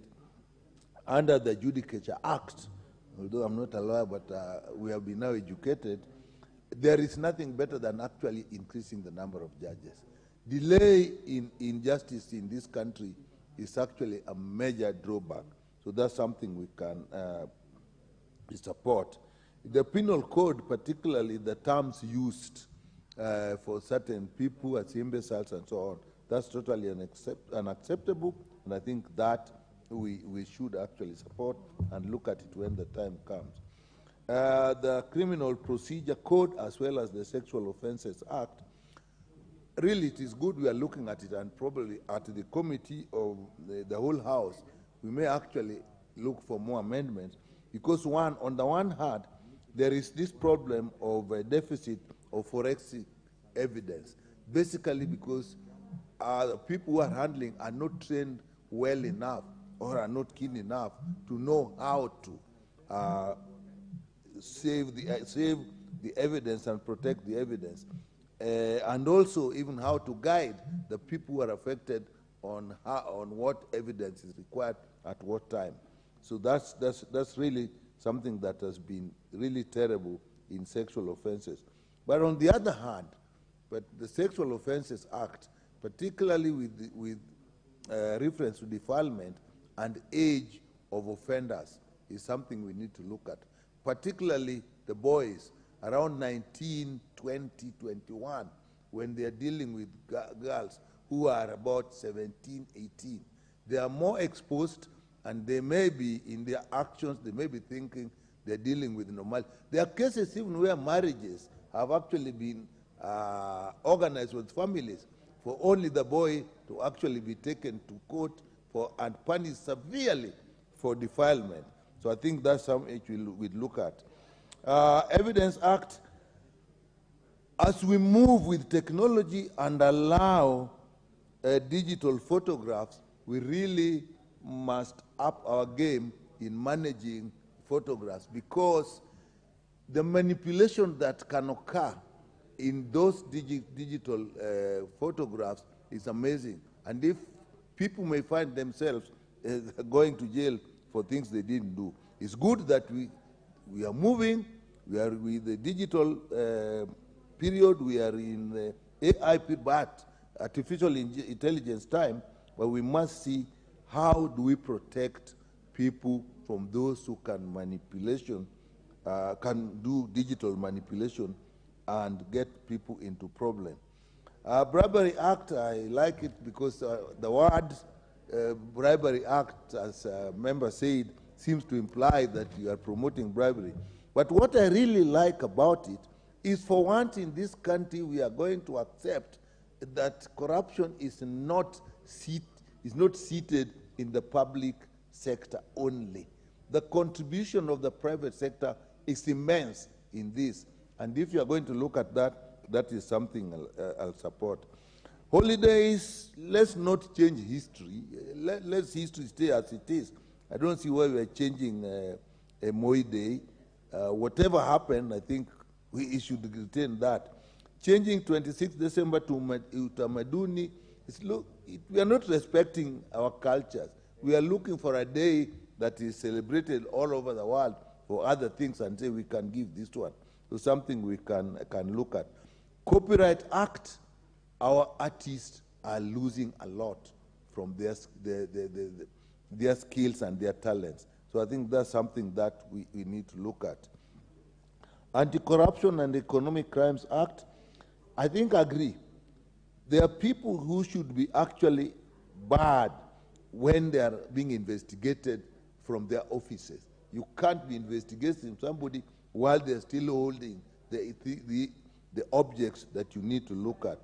Merchant and Shipping Act, well, what we had was declared unconstitutional, so the shipping sector has been now operating without that, and therefore it has been hard to revive the Kenya National Shipping Line.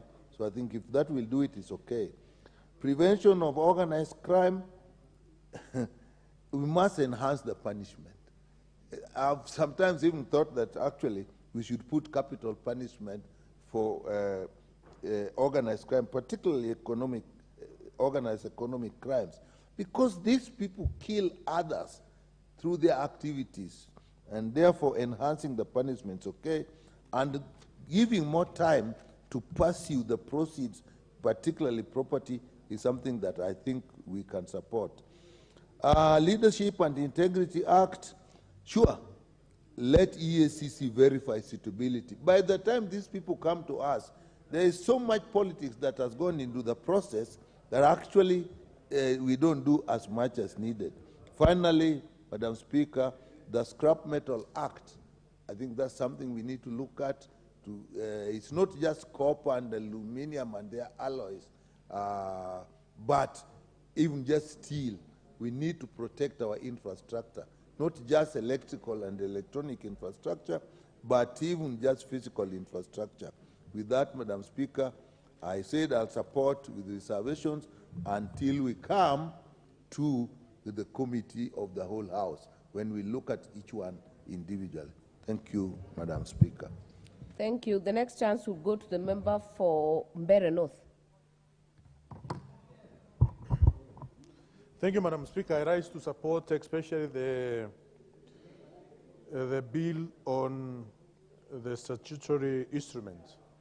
I sit on the Committee on Delegate and Registration, Madam Speaker, and we have seen where many state corporation or government agencies have delegated powers to come up with laws or with regulations which is not forwarded to the committee and also to this House. And this has happened to quite a number of Honorable member for Mbeere North, I think you're contributing to the next business. We are on the miscellaneous. Kindly be guided. If not going to speak to this one, we'll give to the next one. Madam Speaker, I've seen on the moving notes by the leader of majority that statutory instrument is mentioned there in the moving notes of the majority leader when he was moving this omnibus bill.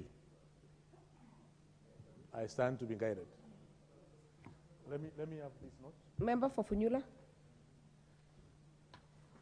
Point of order, Honourable Speaker.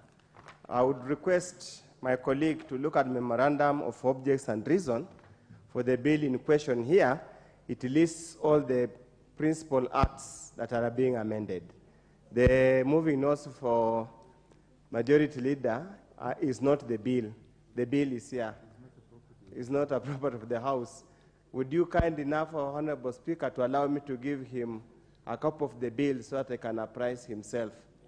Yes, I'm please. seeking your authority, Honourable Speaker.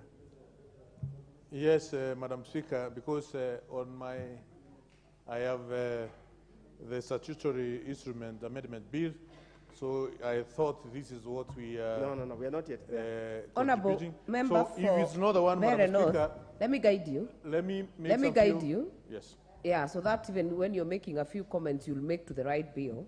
The bill that is on the floor is the Statute Law Miscellaneous Amendments Bill 2022, which does not contain the Statutory Instruments Act as one of the bills that are as one of the acts that are being amended.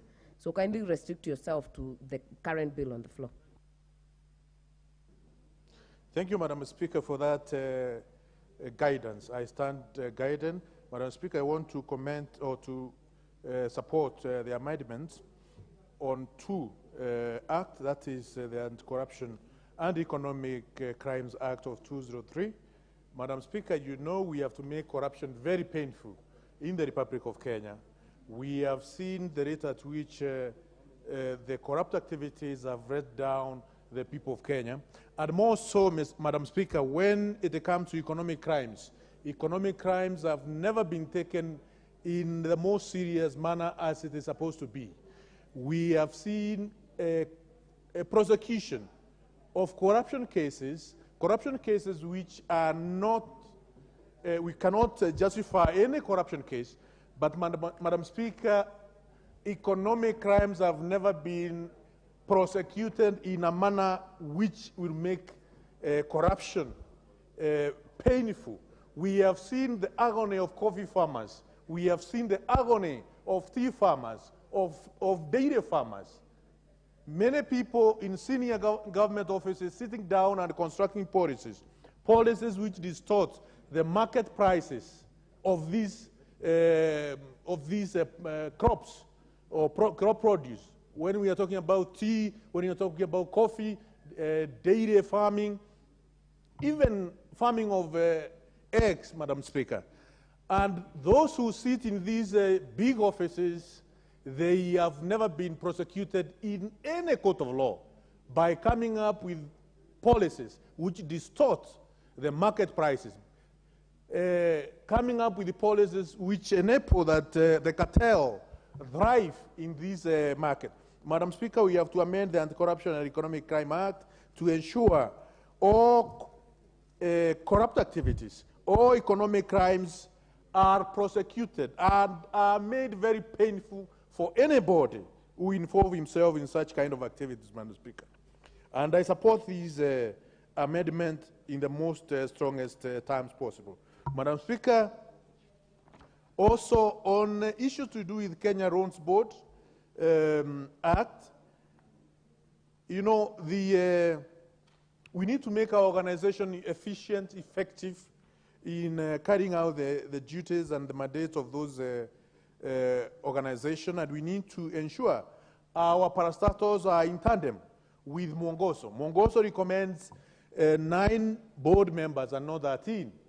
And it's surprising that Kenya Roads Board is still up to today as 13 members, which is against the policy document known as Mwongozo. So this amendment is in tandem with ensuring the governance of our organizations are done in the most appropriate way so that Kenyans can be able to enjoy the their taxes without wastage, and to have a rein board which can be able to make appropriate decision. Madam Speaker, at the same time,